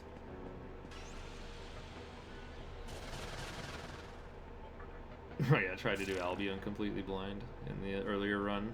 Yeah, I feel like that was in both of the earlier runs. Okay, here we go. Yeah, we're just basically 3 menus away from finishing Nocturne. 10 minutes. Normally Lucifer takes like about 15 minutes to kill on hard. More like 5 or 6 on Merciful, because you do triple damage. Right, you have to make separate save files for Tower Kagetsuchi so that you're correctly loading the progress of getting the Heavenstone and Netherstone.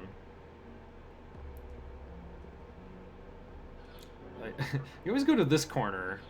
Right, so you know what direction to run in to get to the door while doing this again. Summon 4 demons, then put away 4 demons. But we're playing the game while the menu's open. Hee hee. Oh, I can play this music.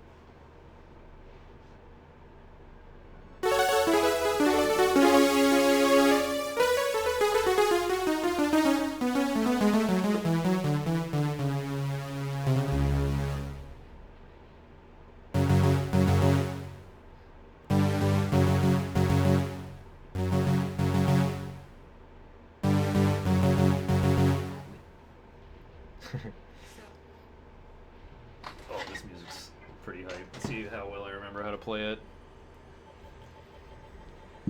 Mario Sisters. Provoke, twosome, pass twosome. Twosome, attack Atropos, who's probably barely alive. If Tetrakarn use Whirlwind instead of twosome, turn 2.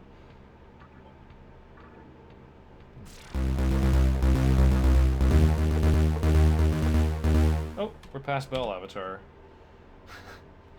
Yeah, there you go. Lucifer takes 6 minutes to defeat, even on Merciful. 65,535. Still a lot of HP. Yours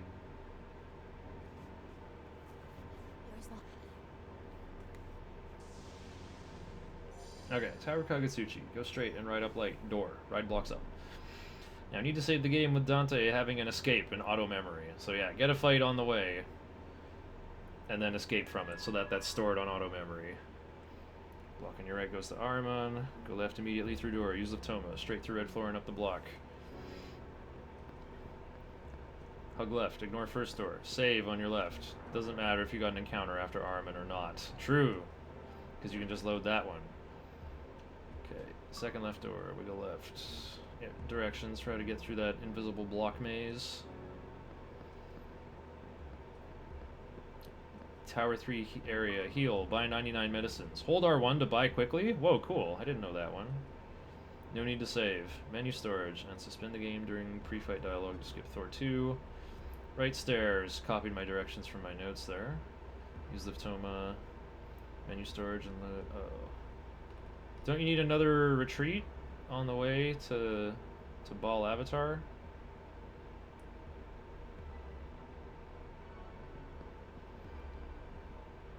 Menu storage and load last save to escape from Ball Avatar. Oh wait, you wouldn't... Right, because you still have retreat as your most recent action. Try to count to 20k for phase 1. Stop when you get there. Use medicines as much as you like, just for added safety. Lucifer, escape, lol GG. Alternate 4th demon could be Black Ooze. No man. Aramitama. Aramitama's gotta be the best.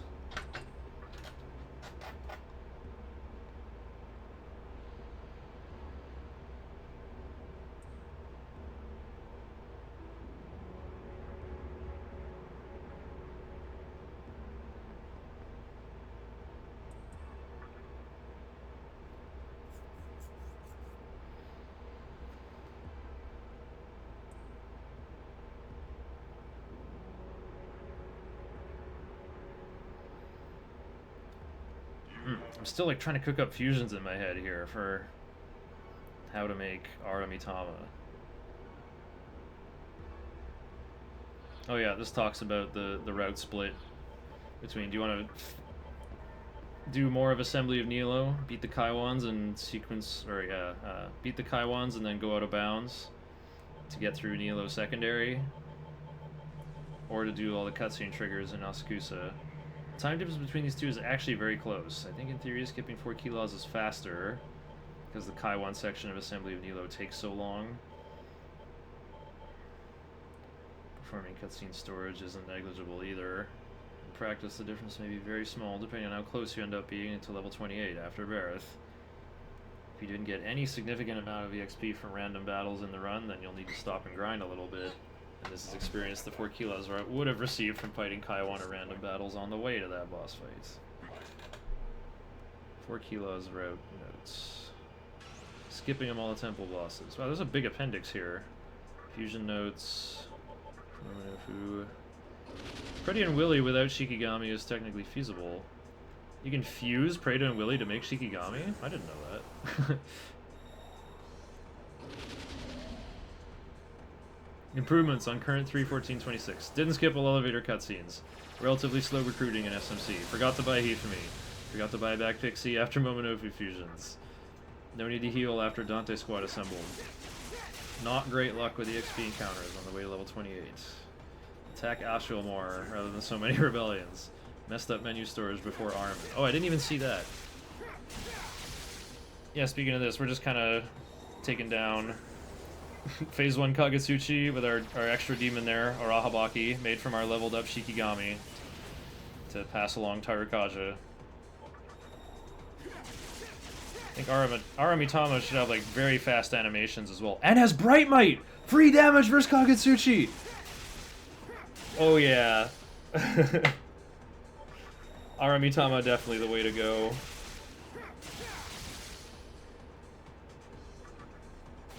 Learns lunge and counter?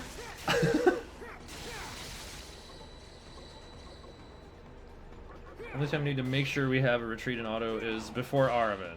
Yeah, because after the Dantes have their Moire actions and their autos. That's right. So you just need like one encounter.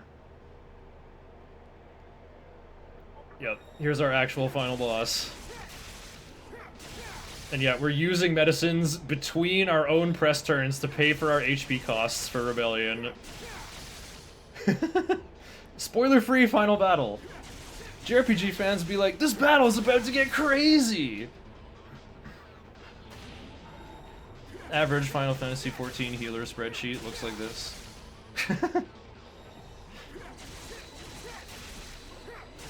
Yeah, even on hard mode, you could survive Kagetsuchi's attacks like this. Well, okay, Arahabaki might die, but, like, would probably die. Infinite Light... Actually, wait, that's even with, like... Oh, I'm forgetting, we don't have any Rakukajas or War Cries, so this would just pop everybody's Endure.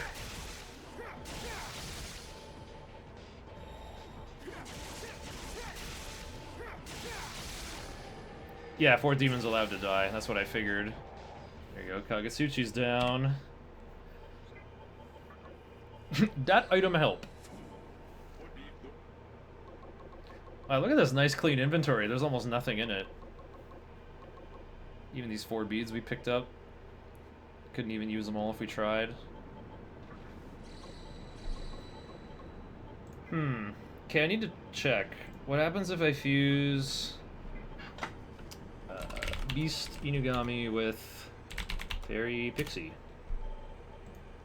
That makes Angel. Okay, and when we combine Divines, that makes Aquans, right?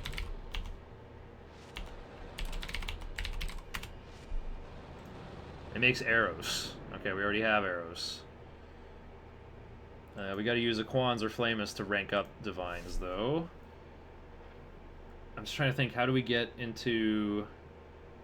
the Knights with just Kodama?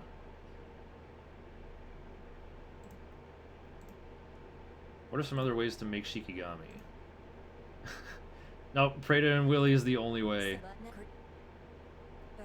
So we'd have to make Momonofu. I think there's a few ways. Oh, Minakata and Pixie works. Well, that implies we already have a brute. If we can make Minakata. That item does help. 112. Wow, there's a lot of items in this game. Oh, Fornius and Kodama makes Momonofu. And I talked about how to make Fornius already. Okay, and then we can use arrows to rank it down to Shikigami. Wait, why am I going backwards like that? Just so I can make brutes like that? I just need to make Earthus and Aquans as fast as possible. Aramitama has got to be our fourth guy, best guy. We get free Bright Might damage versus Kagetsuchi, and just comes with Tarukaja. No concern about Shikigami leveling up.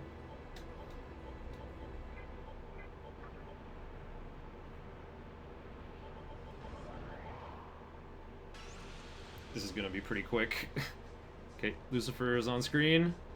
Loading data. Load this one where Dante ran away, and time.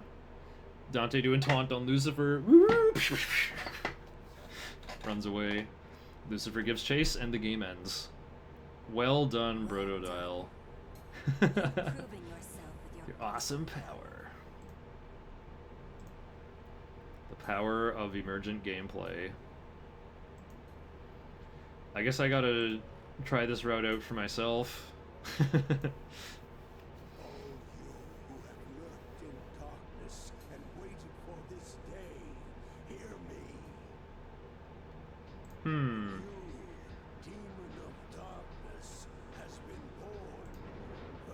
Actually, what I want to see is just how else can I make a Sora? That would be the quickest. Pixie and Fornius. Jack Frost and Nozuchi.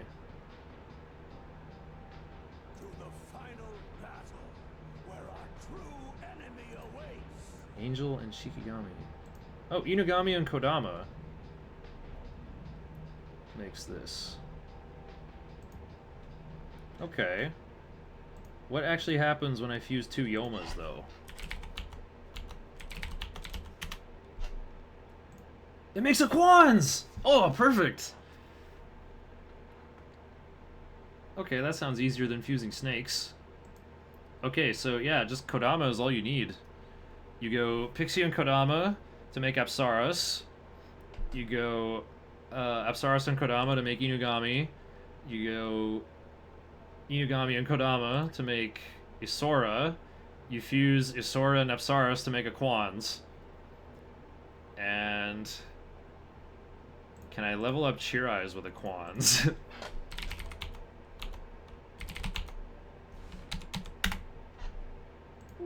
Fusion not possible. How about Eros? Oh, Eros works! Okay, so I can just make Huapo by element fusing Kodama and Eros. And then I put those two together to make Earthus, and then I have Earthus and Aquans. I have Aramitama, who starts with Tarukaja and Bright Might, and also learns Counter. By the way, hehe. Well, I just did it. This is technically the world's fastest SMT Nocturne speedrun that starts a game and displays the credits. Only possible on the PC version, where controlling with a mouse allows us to return things to stock that we shouldn't have access to, and thus moving the Demi-Fiend to our stock. And then buying Broker Pisacha from the Shady Broker in the first Kalpa allows us to have 4 characters again, and then summon beyond 4 demons and cause very strange behavior. We currently have one leaderboard that has all the consoles and HD PC just all together. We're just all version agnostic. You just post your time and also make note of what version it was. HD isn't faster unless we can do stuff like this.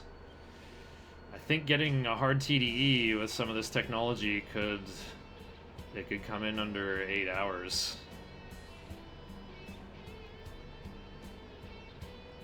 I'll just have to be pretty good at, like, loads, what was it called? Load warping? to reset encounter aggro so I don't get encounters in the 5th Kalpa. Or maybe I could, like I need the experience. Oh wait, no, I have to MCU. Wait, I could load warp another file that has MC and start leveling him up. Just have him there to fight my way through the 5th Kalpa. Then try to get Dante on the team. As long as I can get MC to 33, then I can make Baphomet. And Baphomet is also a very interesting fusion material. I'm gonna have to really think about my build, though. Like, I could learn Pierce for Lucifer, but I'll be better off with, like, cloned Dante army and one more guy. On hard mode, I'd probably pick differently. Well, I'd probably just be able to have some kind of Daisojo. That's not... Wait, that's not even the best. Yeah, just run away. Right. I just have to deal with Kagetsuchi. Well, I think 3 Dantes and Aramitama could really get there. Because, like, the Dantes have Endure, so I can heal them with items. As long as I can survive 1 Infinite Light, then we're good. I could also make the Aramitama more special. Like, I could sacrifice something for a level boost, and maybe pass some nice skills. I could level up Oni for life gain, and then have that on the Earthus that's used to make Aramitama, so I can have one with life gain. Okay, Aramitama, yeah, level 25. Starts with 210 HP, so life gain gives me 20% more HP. I also can't fuse Mitamas with Mitamas. Earns life aid, life refill, counter, and lunge. Still, Tarakaja and Bright Might is kind of funny, kind of appropriate. Okay. Where do I get Endure? I forget. I think Dakini is the earliest source. Oh, Hanuman is technically level 37, and then transform, and then learn Endure. That's gotta be so rough. What about Adavaka?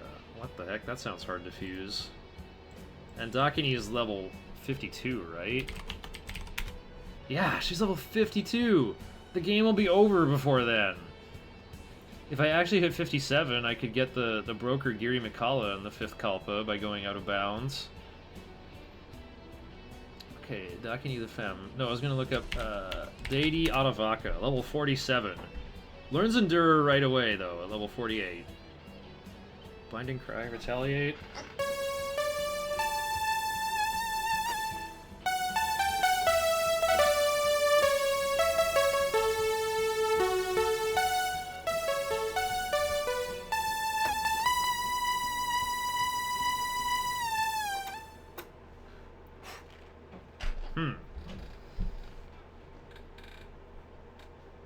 What's the in-game time, Brotodile? You gonna show me? You can... This is all fresh save data. Make a new one. It says 254. Wow. 254 in-game time. Credits. 254 new game plus 2. Looks amazing. Wow.